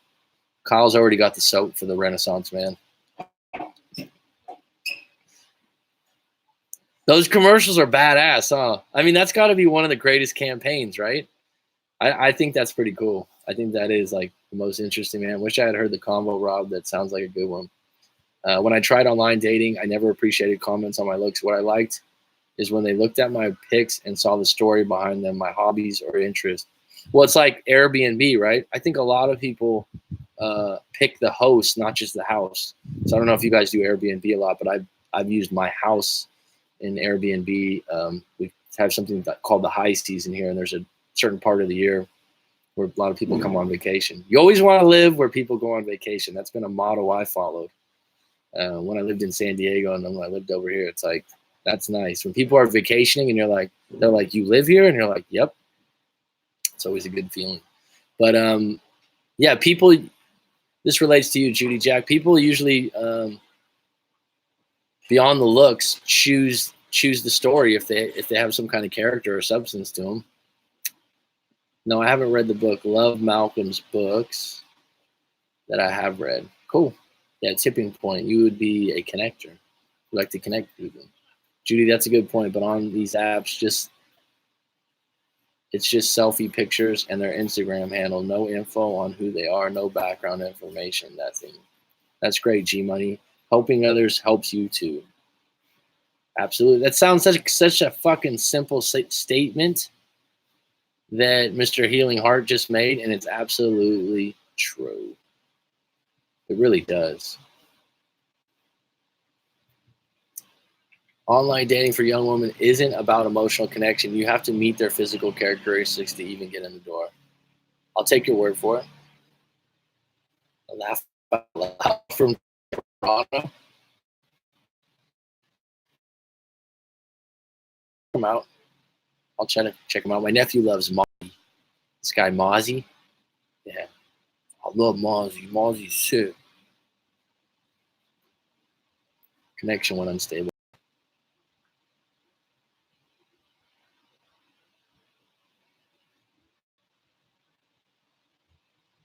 Yeah, Logic is, yeah. All right, I'll check that out. But sorry, we had a technical difficulties there.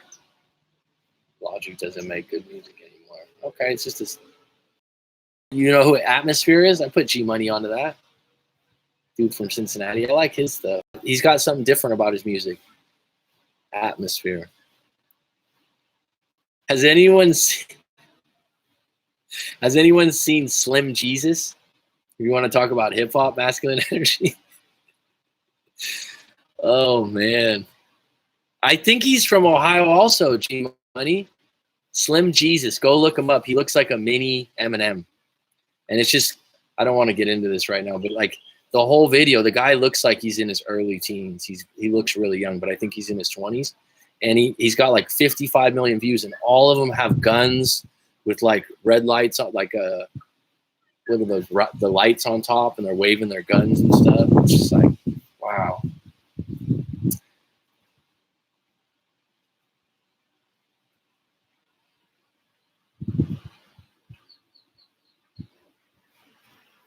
One of my favorite all-time rap songs is Check Yourself Before You Wreck Yourself, Ice Cube.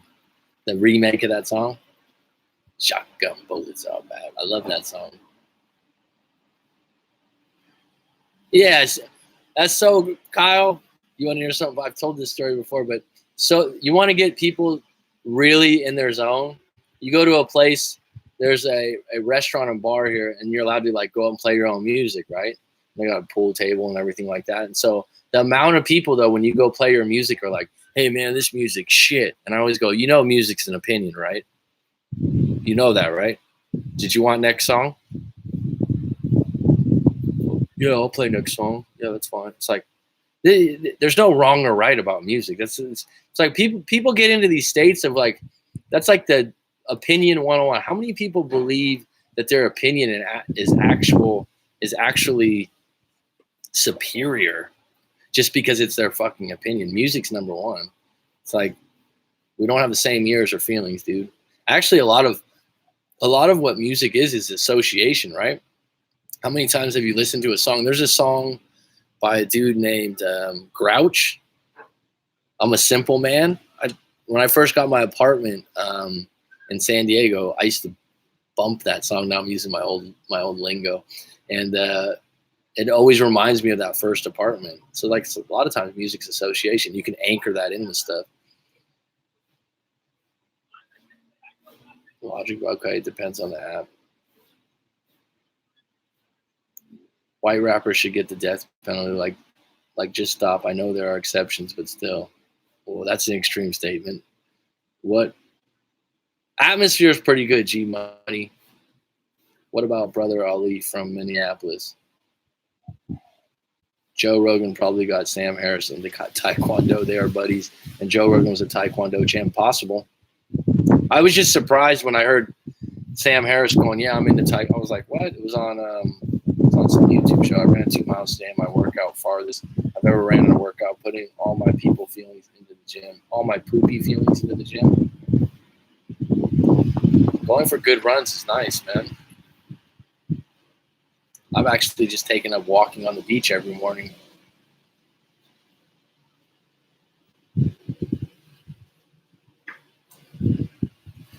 I suck donkey dogs at running. I never heard of donkey dogs.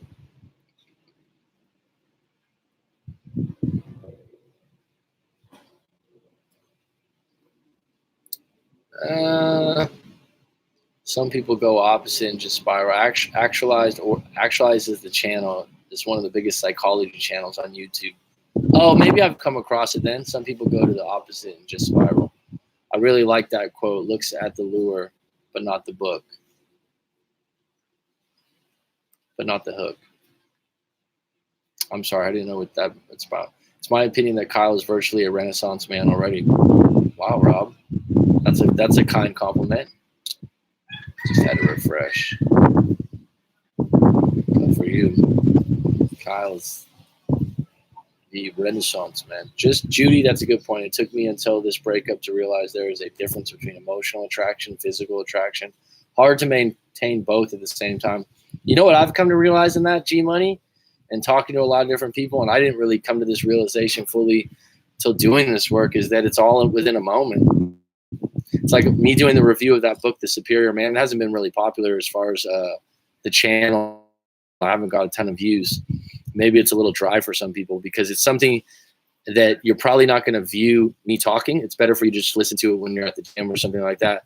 But you know what I found in reviewing that book is it refreshed everything for me. And it was like doubling down on reading the book, because reading it out loud and explaining it is like teaching it from my standpoint. So I remember it 5 times better. Judy, that's a good point. It took me into, okay. Masculine energy, you have been to the channel actualized. If not, you should do the topics. I'll check it out.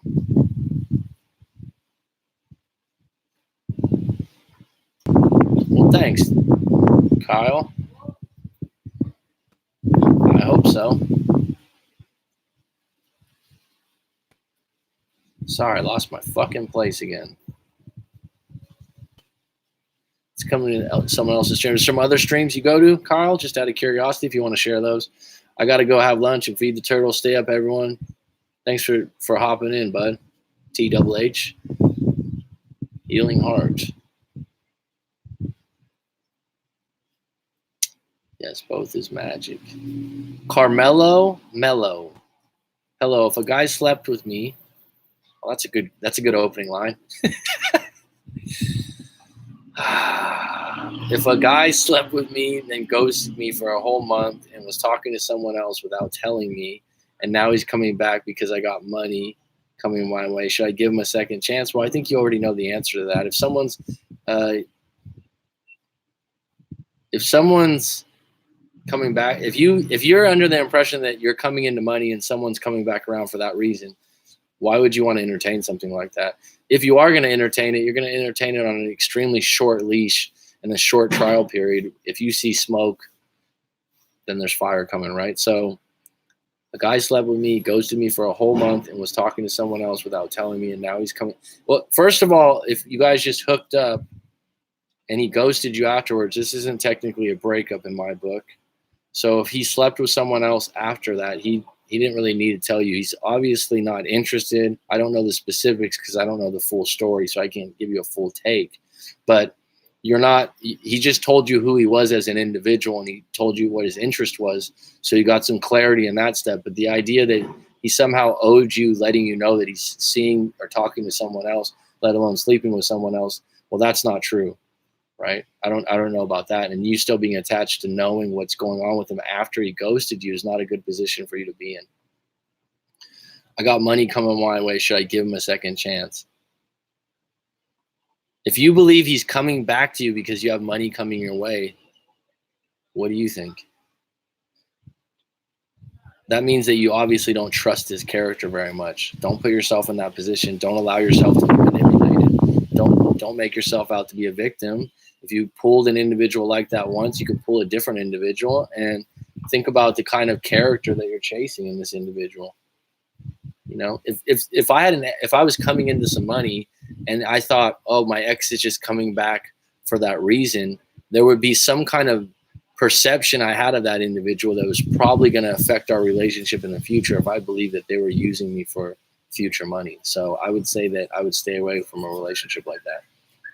Looks are the lure, but not the hook. Interesting. I said something about a lure yesterday. That's funny. Looks are the lure, but not the hook. What's the hook, Judy Jack? Give me the hook. Give me the hook, please. Give me the hook. I think most guys know what the hook is. What is the hook? If looks are the lure, I'm with you. What's the hook? What's the hook? Good analogy. Mac, do you think you're a guru? I heard a good explanation for it. People come to you with problems and you give them the solution that's right in front of their face, but they can't see it. I'll take it as a compliment. I've had a couple of people say it half jokingly. People think it's magic when you do it, but to you, it's obvious. It's one of those things that it's evolved. I've become better at it because I read a lot and I interact with a lot of people. It's not something that I was just born with, like fucking the wizard in Harry Potter or something. You get better and better and better at helping people out and seeing situations individually. But I'm sure that I don't know all knowing and all things. But I guess in some ways it's not so. It's asking good questions and letting people get in touch with their subconscious, because your subconscious has so much information, especially when you get older. And what you're doing is you're getting stuck in an area where you keep going over the same things over and over again, and you're not really opening up to other areas of your life or other aspects of what happened in the breakup. You're kind of fixated when you're stuck. So to answer your question, do I think I'm a guru? No, but I'll take it as a compliment that you even asked. Have you ever seen the Tony Robbins I'm Not Your Guru? I thought that was pretty good. That's on Netflix. I was impressed. Tony Robbins, when I was a kid, was an infomercial guy. So you kind of group him in with the guys that were selling vacuums and shit and cheap lawyers at midnight. But after I saw I'm Not Your Guru, I gained a whole nother level of respect for him. I've read some of his books too, and they're well done. Whether, I don't know, a lot of people say people like that ghostwrite. I don't know. Nope, barely anyone in our field does live streams. Okay, well then I'm blazing the trail because I really enjoy it. And one of the things is, though, we get off topic, and I've had, which is fine because I enjoy it, but the amount of people that watch the stories and the, I don't know what would you call it, like a video that's not live, I guess. People prefer the story. Some of my older clients are like, oh, the live streams, I don't like watching them. I feel like if you're not involved in the live stream, it's not as easy to follow, but it's probably best to listen to the live stream when you're in the car or something like that. People have told me they like it like almost like a radio format or a podcast format. And that's where I'm going with this. No, barely anyone. Okay. I don't know what that means. Get someone pregnant.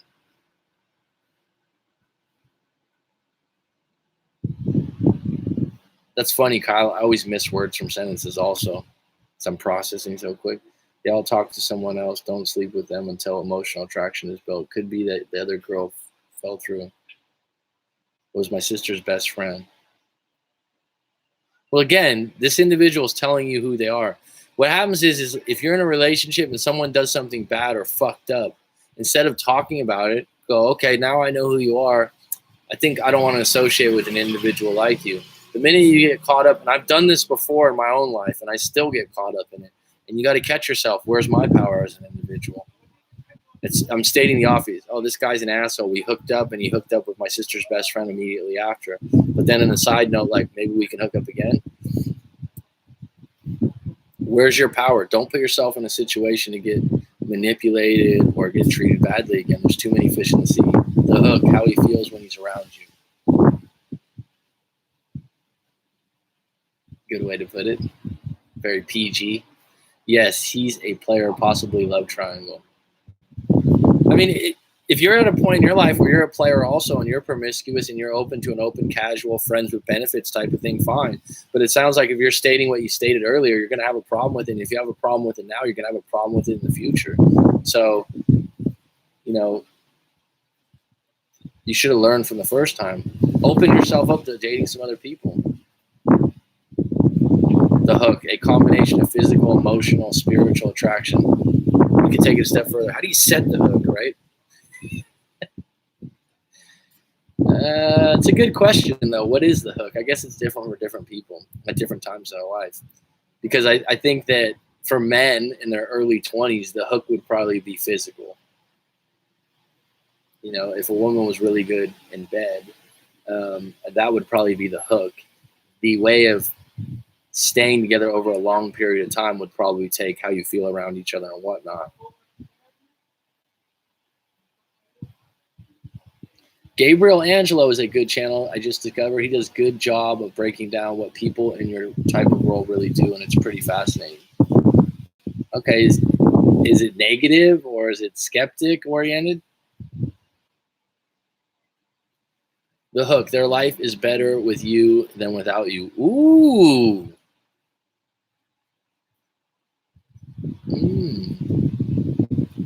Well said, Judy. That is quite the hook to a man. Yeah, I guess so. Or they just miss you when you're not around. The Hook. They make you feel like you are coming home.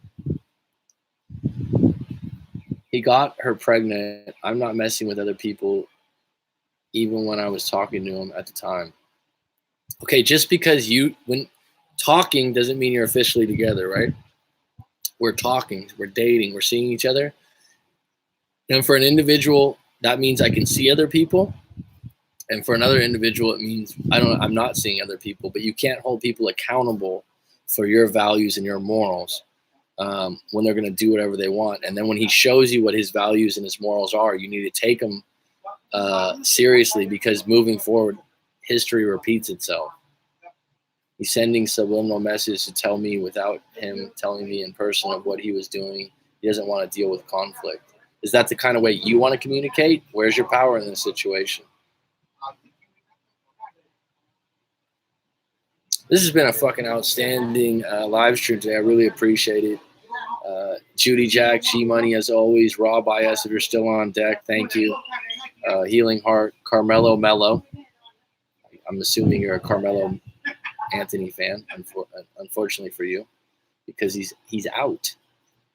He's out of the league. Mac, that Gabriel Angel guy was who said the guru stuff, like how motivators and people like you are unique because they are able to open themselves up in such a way that moves others forward. I got you laughing today, Kyle. That's for sure. I don't know what it was about. That's one of the things. I don't know if you do it in your coaching, Kyle, but I like to have a few. I like to have some laughs. One of my clients said, I've been helping him out for a while. He's like, "You're so spontaneous."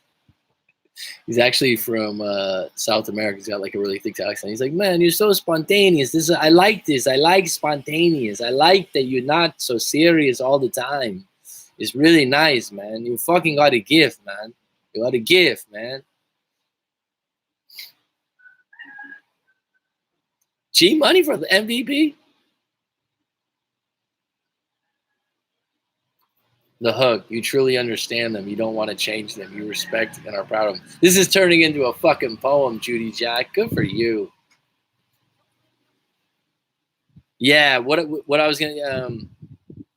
it's not even like I'm doing it as a plan either. If something comes up, I'll be able to spin it, and I'll smile a lot during the thing. Obviously, there's some people you don't do that with, but if you're on a FaceTime or something like that, if we can switch it into that, I've literally had people that are in tears, but at some point in the talk, we're giggling or we're joking around. That's my personality, anyways. That's kind of not trying.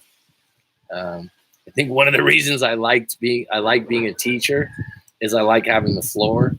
And when I was a kid, I would say I was a little bit more clever than just being a class clown. But I like to joke around. I was always, when I was a little kid and even in middle school, just in trouble for talking. It wasn't like I was getting in fights. I would just be talking, communicating, saying something while the teacher talked. So I would always tell students, you know what? I know you like to talk while I'm talking, but that's why I'm the teacher, because I was just like you and I wanted to talk. So in the future, I would recommend that you consider being a teacher, because you get to talk all you want. That's why I like the live stream. It's not an ego thing. It's just a fucking sport thing for me to talk. It could be. I wouldn't maybe. Yeah, it could be Judy Jack, The Hook, and you have the lure on there, and you have some guy with his lip hanging off, like something about Mary. Right? You could. Fuck, man. Ikigai it.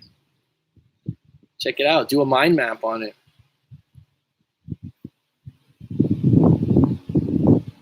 Thanks, bud. I mean, this week, I had a fully open schedule for the morning. Okay, so I still, being a teacher, what you do, you think of the current education system. I'd like to hear your thoughts on it.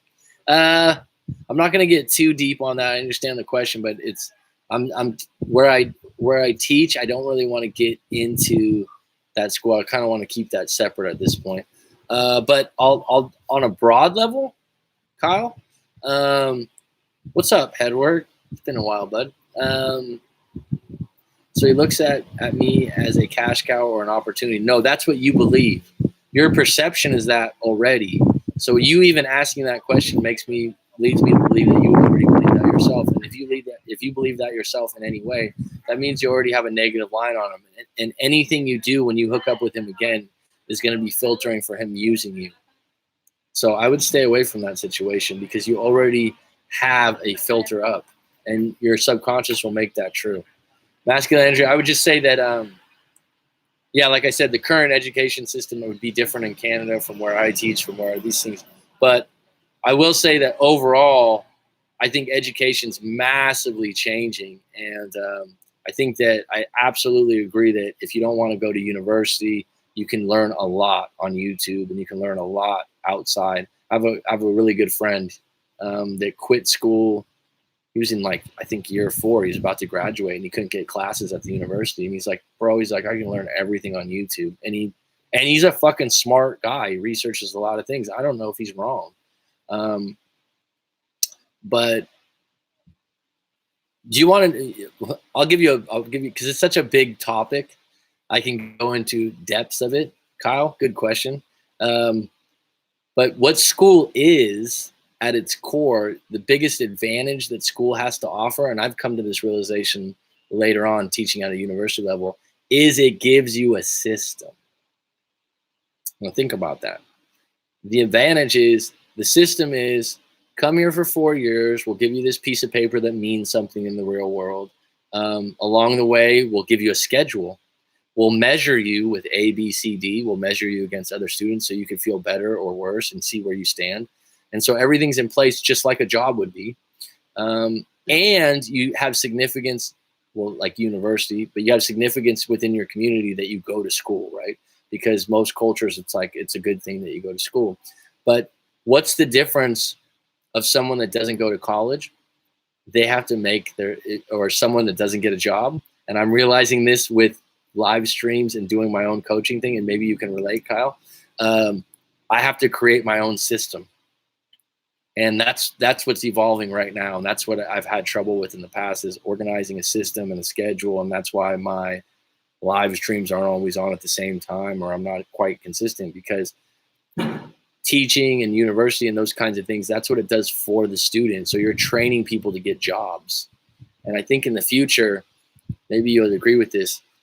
I think you want to train to be a specialist. Okay, we'll have to talk, dude. Maybe we'll have a talk about this, because this is something I'm exploring and I'm improving on, and I'm legitimately open that I'm not organized enough, because, the jobs that I've had before, I've had certain levels of skills, but when you start doing something like this, you got to get fucking organized, dude. And you got to be on top of your own stuff and keep your own schedule. And when you don't have someone to answer to, it's very easy to go, oh, you know what, this afternoon I'm going to just, go to the beach, right? So I think that's what school provides, is a system. And it's good because it provides a system, it provides a finish line, provides measurement, and you have good and bad teachers. But in the future, you want to be more responsible for your own education, especially higher education, and you really want to be specialized. I think that's where it's headed. And you want to pick areas that you're interested in and that contribute to society. And that's why I mentioned that Ikigai. That was a long response. I know you touched a nerve. A good one. Yeah, we'll definitely have to get to contact together. Yeah. I imagine the education system in Thailand is very different than America. Probably a good thing at this point. It's one of those things I could talk about it for a long-standing piece.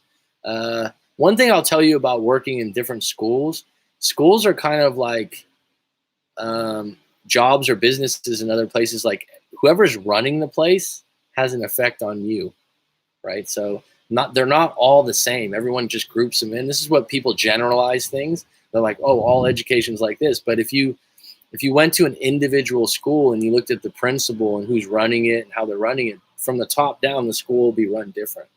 And they'll set the standards and expectations, and that varies quite a bit. You legit can learn anything on YouTube. Unfortunately, jobs don't want you to have a degree and watching YouTube videos. I agree with that, G Money, but how about this?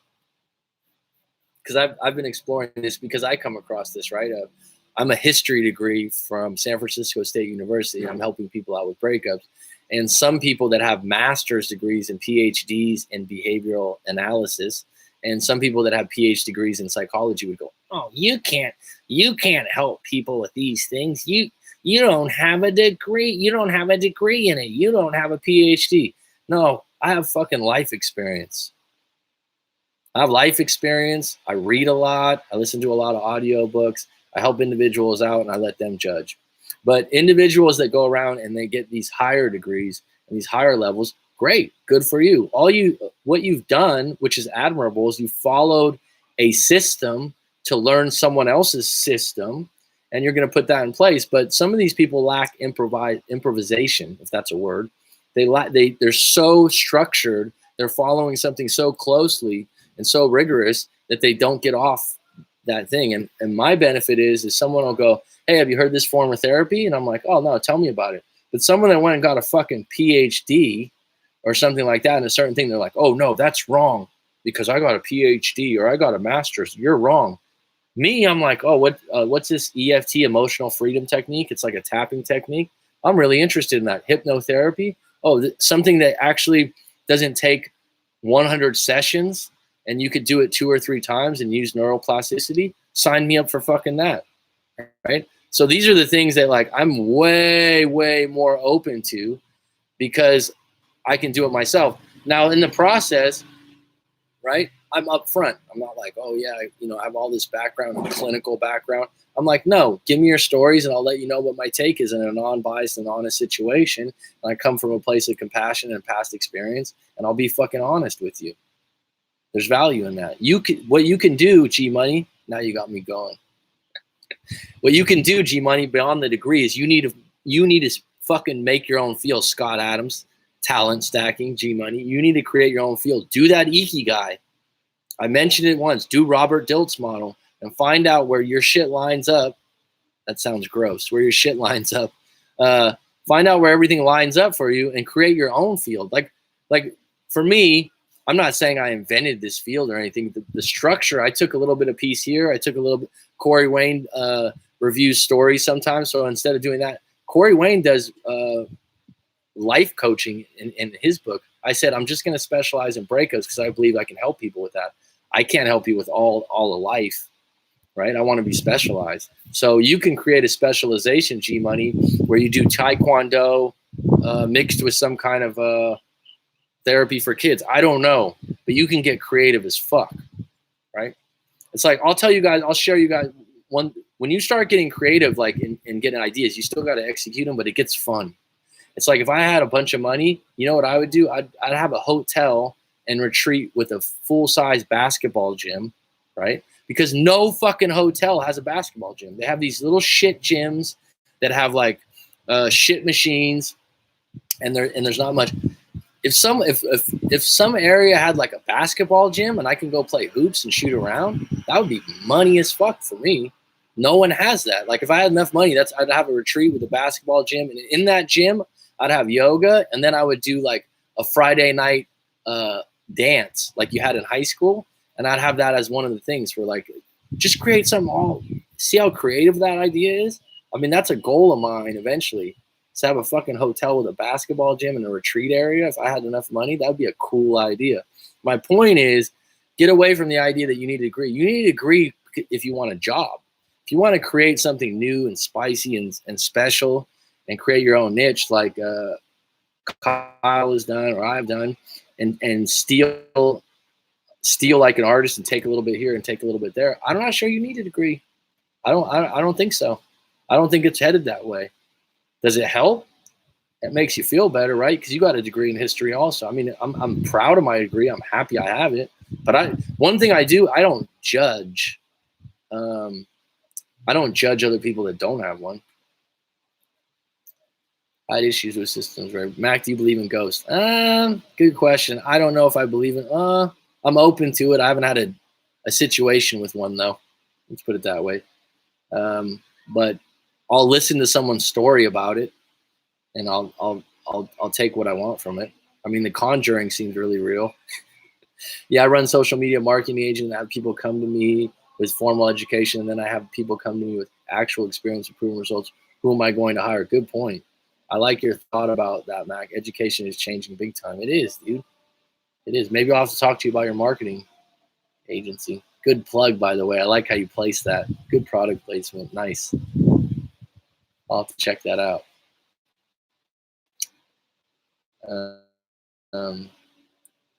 Marketing. So I run a social media marketing agency. Well, I'll have to talk. Another reason to talk to you, bud. Cool. G Money, right? It's like you want to be an entrepreneur or work for a small business, you don't need the degree, but like Fortune 500, use having a degree as just a way to weed out the idiots. I would be so down to send. You're talking about the basketball hotel. These are the kind of ideas. I don't know.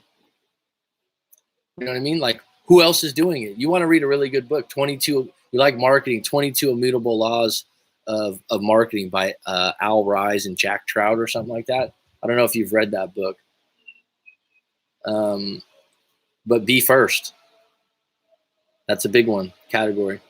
When I went to Job Corps a few years ago, I played basketball at their gym every day. Dude, basketball is the number 2 or number 3 sport in the world. I think it's soccer, then cricket, and basketball is number 3, but it's gaining on everyone. It can be played anywhere. I believe in ghosts. It's called my ex. Never heard of Corey Wang. You need to got on that ASAP. He's if you don't know Headwork, he's extremely sarcastic and dry. He's a UKer. Well, after coming out of the hospital with cesspit, I came out and realized nothing else matters other than doing what you want and live life how you want to. Well said, my friend. I'm not familiar with sepsis.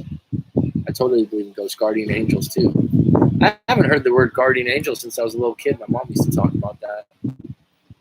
Like I said, I'm open to spiritual things.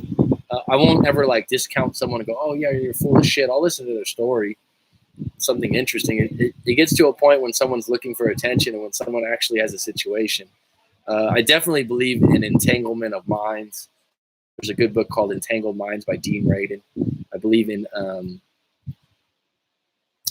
that some people have psychic abilities. I don't know if those are used to do bad or harm, but the idea that you come up with things and you don't know how you came up with them, everyone has that happen. I never meant it like that, homie. It's like picking another intellectual's brain. I don't know if you were talking to me or not, but I didn't take anything personal or wrong. So, yeah, the basketball hotel with yoga and live discussion panels, coach. It would be fucking sick, right? Yeah, it's a great idea because it's niche. That's the thing. What you want now, what a great book, The Inevitable by Kevin Kelly.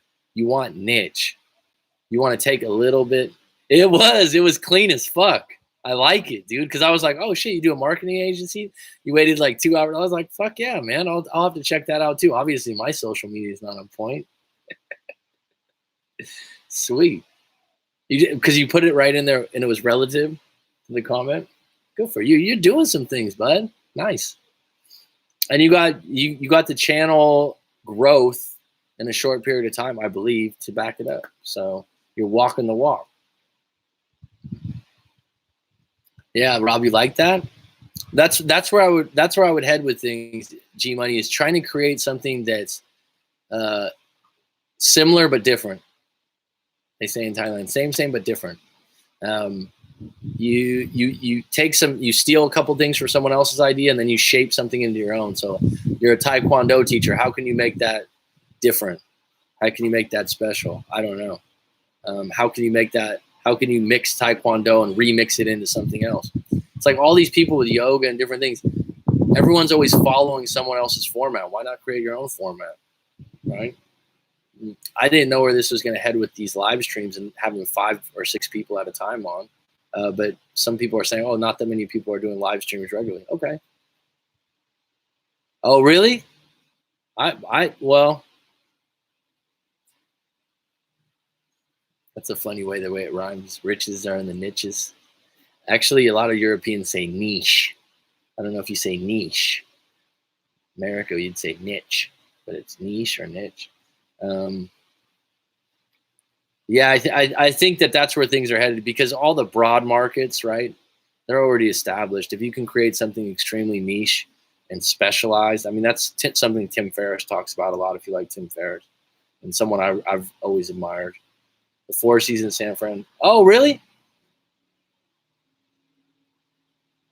I didn't know that. I know exactly where that is. The Four Seasons, that's near, that's random. I just met someone that worked there in Phuket. I'll have to ask her about that. That's across from the Cheesecake Factory, I think. Tell me about the Totally Cesspit Knock Me for Six. It's a massive killer, but a great for a brain reset if you don't get killed by it. Well, anything that resets the clock and puts you at ground zero, breakups, a serious illness, makes you appreciate life again. And I think that's a lot of the reason why a lot of people are doing ayahuasca and iboga and some of these things that, they say they reset the clock. Four Seasons on Market Street? I'm not sure. I can't remember. To get used, have something people use. To get really rich, have something people use every day, like gasoline. The thing about this particular field is breakups is human, right? This isn't cultural. This is human. That's what we did, really focusing on breakups and guiding people into a certain direction. Yeah, and I think you're the same way. I come from a place where I'm like, it's much more casual. I think you're the same way. The amount of times people have, I think one of my first or second ones, the guy was like 26, 20. It's like talking to a bro, man. I like it. Whilst I was in the hospital, I was thinking, what is the point of education and work, everything that in the end comes to a halt? You get one shot on this earth. Do you get one shot? That's another question to ask yourself, I suppose. If you ever read the book, I'm dropping books over and over again. That's why I should do a book review channel. The Subtle Art of Not Giving a Fuck. The final chapter talks about this. The final chapter of The Subtle Art of Not Giving a Fuck has a really good point of view on. He talks about, actually, I think he talks about a professor from San Francisco State, my university, and the university I went to, and the guy was facing death, and how he wrote this book. I forgot what the fucking book was. It's like I've known you for years. Me? I've had clients tell me that a lot.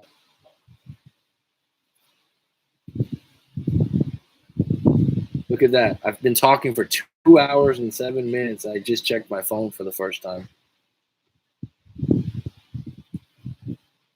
Well, me and you have the same approach, I think, Kyle, in that it's casual and it's built on rapport with the individual, right? I'm not giving you. Someone else was just telling me they talked to someone else. I'm not going to say who it is, but it's one of the other famous coaches. I don't want to put any shade their way. I don't use those tactics. But she said, yeah, I talked to him and I mentioned I talked to you and he got really upset. I was like, why would you get fucking upset if someone's talking to someone else? As if he's above. And she said she felt really rushed and he just wanted to explain all the tactics and strategies that you could use, based on his expertise of relationships and whatnot. It's a fucking great book. I've had clients that I've recommended that book, and then they're like, "Oh, I go to Mark Manson's website every day." They've become Mark Manson fans. Man, Mark Manson's a fucking hog. He's a cool dude. People forget life is about survival. Our whole search for meaning is just our minds going crazy because we don't have to worry about surviving every day. People forget life is about survival. Our whole search for meaning is just our minds going crazy because We don't have to worry about surviving every day. Great book, Tribe, Sebastian Junger. If you want a book, fuck man, it's a good small book. Yeah, Mac is like the out there cousin. I'll take that as a compliment. Yeah, great interactive flowing convo tonight. Thank you. Thank you. You guys want to hear something funny? It was 2 days ago or 3 days ago. I had a live coaching session in the morning that was supposed to be an hour, ended up being 2 hours. And then I took a break. I took a quick breakfast. I came back. I did 2 hours of live stream. Was it 2 days ago or 3 days ago? And in the afternoon, I'm like, oh, I'm going to do this book review. I'm like, I'm going to get all these things done. I'm going to, I just go like 2:30, 3 in the afternoon. I'm like, I'm just going to lay down. Fucking laid down. I went to sleep for about 3.5, 4 hours.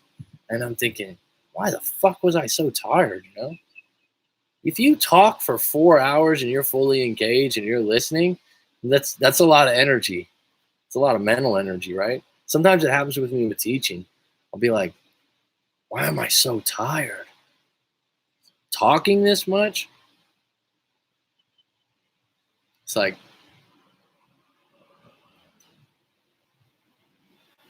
I've been on live streams for 3 now. Bro, it happens to me all the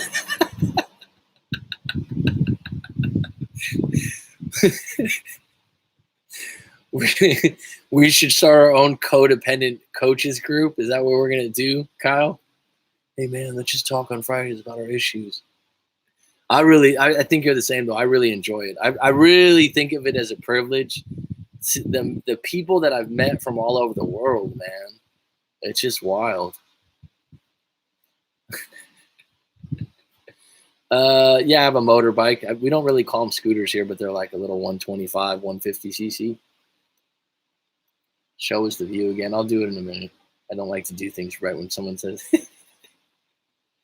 do it. No, I'm not going to do it right now, but I'll do it in a little bit. That's you. That's me keeping you in my frame. That's a really interesting thing that they told me they were famous, but I didn't know who they were. Yeah, but I didn't.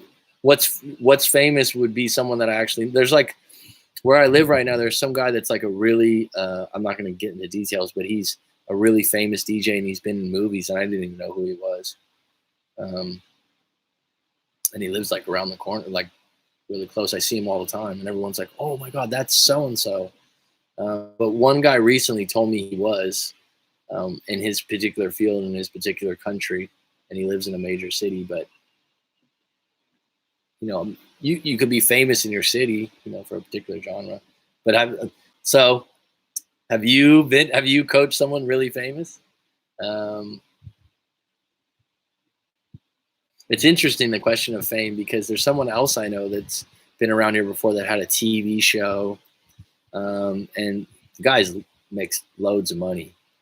He does some consulting and stuff like that, but he had his TV show, and he was like, "Yeah, I'm worried about paparazzi." I'm like, "Your show's not that like, not to put him down, but in the back of my head, I'm like, you're not like walking down the street and you can't walk, right?"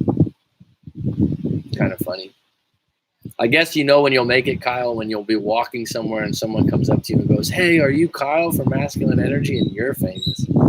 I've had one thing that's interesting, Kyle, is I've had 2 people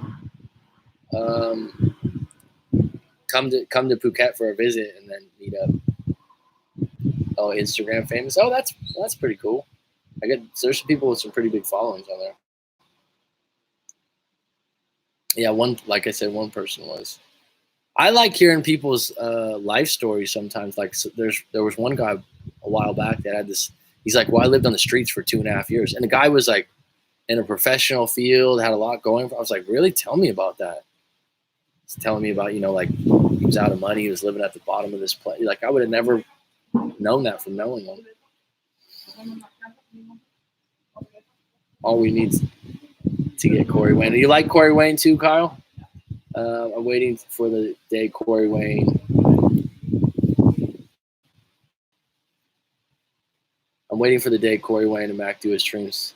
It's on the cards one day. Thanks, Headwork. Headwork actually said that Corey Wayne mentioned me in one of his videos, which shocked me. He's like, "Corey Wayne knows who you are." Really? You ever coach someone famous? You'd have to pay Corey Wayne a couple of grand for him to show up. But you know what? The fucking guy earned it. He worked his fucking ass off. He's got 2,000 videos, and he was the first one to do it in that state. And you know what? One thing about Corey Wayne, he stays consistent, and that's one thing where I'm going moving forward. He's got consistency with everything, and you know what? He gives good advice as far as I can see. You know, Craig Kenneth.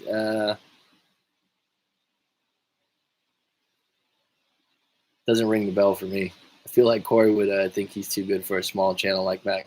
I don't mind. I wouldn't take it personal. I mean, he's done a lot, and he's probably busy and whatnot, but whatever. I think I can have a long conversation.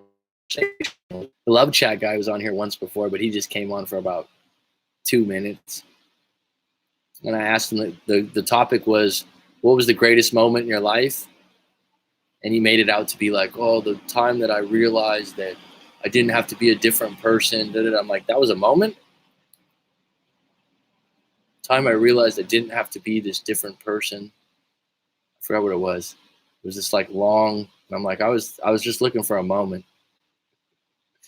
Corey Wayne must be loaded. 1,000 to be told not to be a beta. He did a lot of work to get where he is.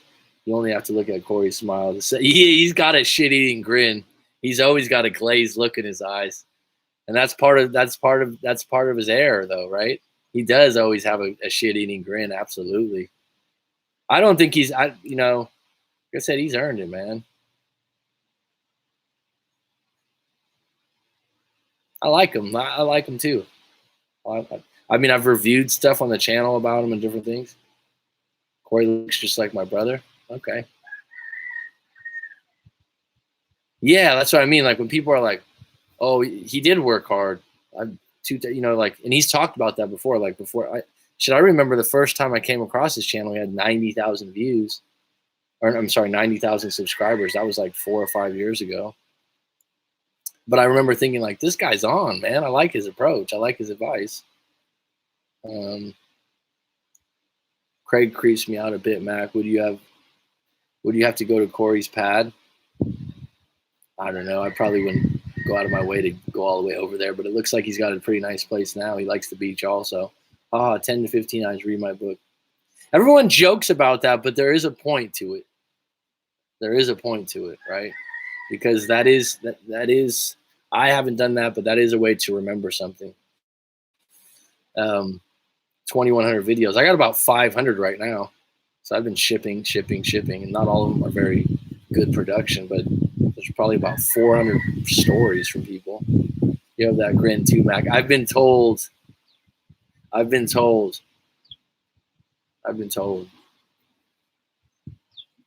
Not that I have the grin of Corey Wayne, but I have a shit-eating grin sometimes.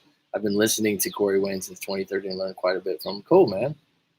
Yeah, I don't have anything. And when I say that about Craig Kenneth, right, I don't have any problems with him. It wouldn't be my personal preference. Just the voice. So as petty as that sounds. Sadly, I've been listening to Corey since 2012 and make the same mistakes. Oh, the burdens of being a rock musician. Most people have limited ability to retain knowledge. That's the 15 time. We're going on 2 hours, 20 minutes here. My computer's about to die. This has been outstanding, guys. This has been really good. Yeah, no, he's another opinion. I'm just, like I said, it would be my choice. But everyone's different. All right. You guys will get a little bit of the Casa.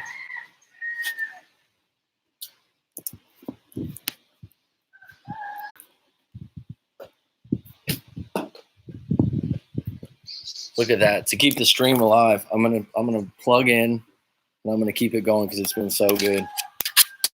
I could leave on a cliffhanger and let the battery die, but I wouldn't want to do that. I don't want to play those games. There it is. We're dialed in. Oh, my computer's running a little bit hot.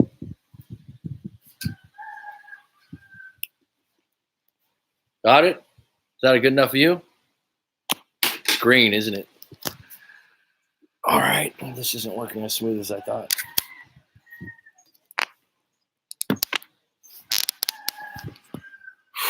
This might have to be a sign off here. The rooster is trying to tell you something. Oh, we're still going strong here. Okay. It seems hilly. There's a big mountain right there. I wouldn't call it a hill. It's pretty high. All right, let's see here.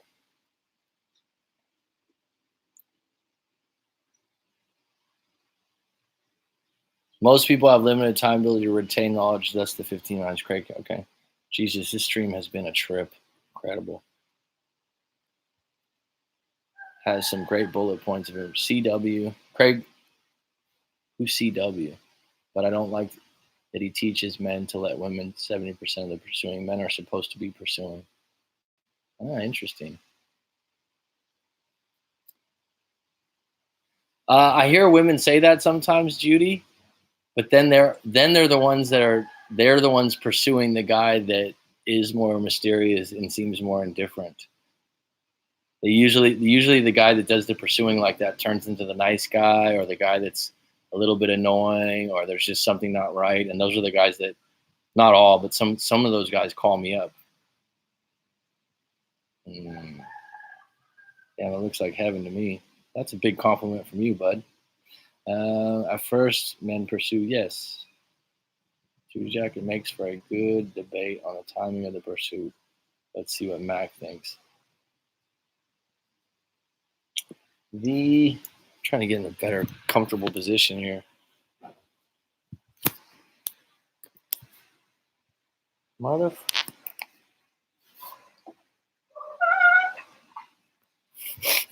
I didn't anticipate this. So let's see here. But you know what? I'm fucking resourceful. All right, we're gonna get it right. Resourceful is key.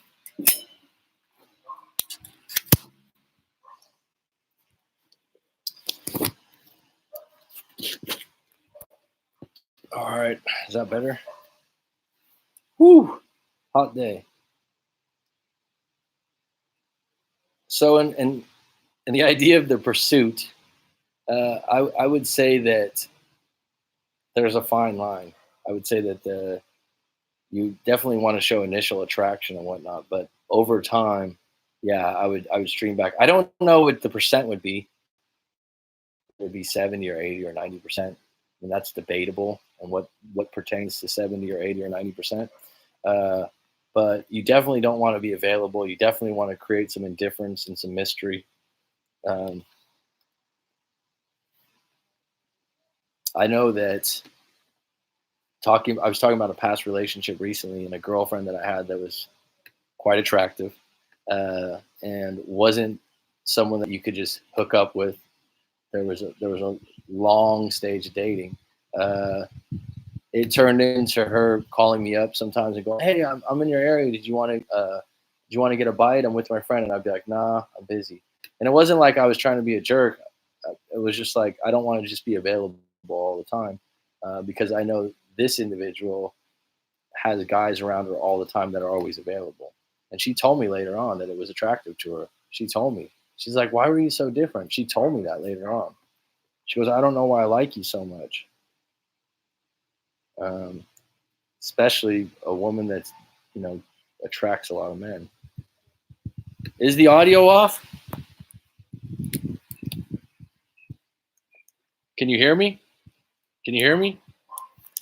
Well, wouldn't that be great that I just did a long speech and no one can fucking hear me?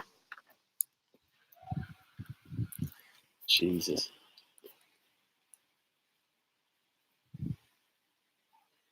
You can hear me? Okay, good. I wouldn't want to talk that long and not have anyone here. I've done that before. Oh, fuck this. This is done now. I've done that before, actually, Kyle. I made like 4 or 5 sets of videos. This was like a year and a half ago. And people are sending me all these messages. Your audio is off. Your audio is off. I uploaded the videos muted and made 5 different ones. Pretty funny.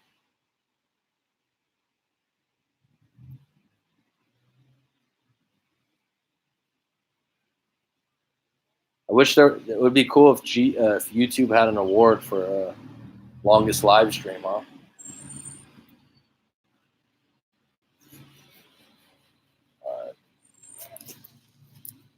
All right. Audio's fine. I'm dialed in. We're at 225. Let's fucking keep it alive. Fuck it. Why not? Yeah, the last one I was with was totally not interested. She said to my friend, "Why does he not like me?" It wasn't that I didn't like her. I was just not interested at the time. So it's moment to moment. Oh man, it was when I first started, and I made I made videos in batches. So I'd do like 5 or 6 at a time, like on a roll, kind of a thing. So I did all these, and it was right when this channel was like kind of getting some steam. And I remember like I was in a really good place mentally because I didn't lose it. I was just like, all right, I'll just have to remake them. It's cool. But the amount of people were like, the sound, Mac, the sound, sending me emails. I've been doing streams on another channel. Nah, I did a 4-hour one last week, bro. Wow, that's some serious vocals, dude. That is intense. I haven't done this one this long yet. Pursuing my relationship, 90%. I hope 10%. Pursuit in my relationship has been 90% her and 10% me. Pursuit. Pursuit is the key word.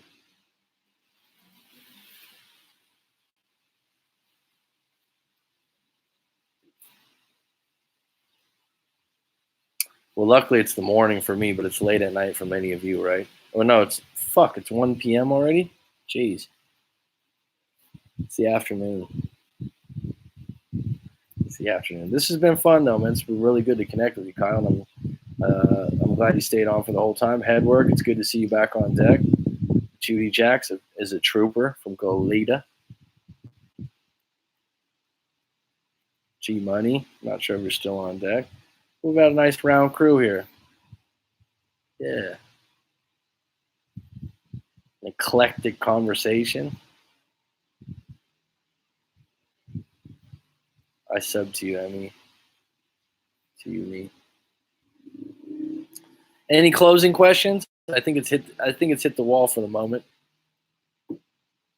Any closing questions, folks? Or you want to keep this going with something interesting that just keeps me on deck here for a little bit longer? I do have to eat.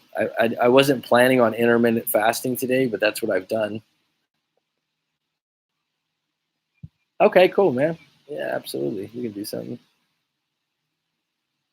Take it easy, G Money. Yeah, I sent you that email, so you can just email me directly, and maybe we can talk on FaceTime about that or something.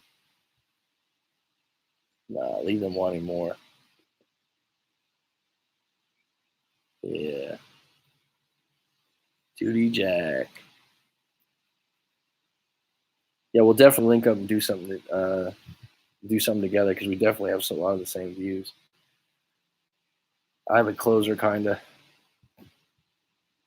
Folks, it's been spectacular, outstanding, wonderful, and a lot of fun. This has been a really good conversation. I'm probably going to have a nap in the afternoon. Right. And let me know if you liked being outside and hearing the stuff outside while I'm talking. Death is not the end; it is the beginning. Well, that's one way to look at it, right? Absolutely. I'll do the outdoor one because in the future, the lights, being an outside light is so much better for your eyes. It really wears on my eyes. Putting on lights in the room. All right, folks. It's about that time. Kyle, thank you so much. G Money, it's been a pleasure. Head work, it's been great. Judy Jack, thank you so much. Rob, if you're still on deck, thanks, bud. You're a connector. What else do here? Brand new Skinner. Jordan's finest. BG, anyone else?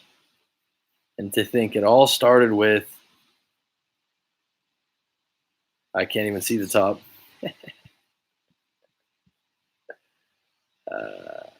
Don't forget, people. Don't forget to like, vote up, people. Anytime, bro. Thanks. Take it easy, peeps. Have a good evening, afternoon, wherever you are.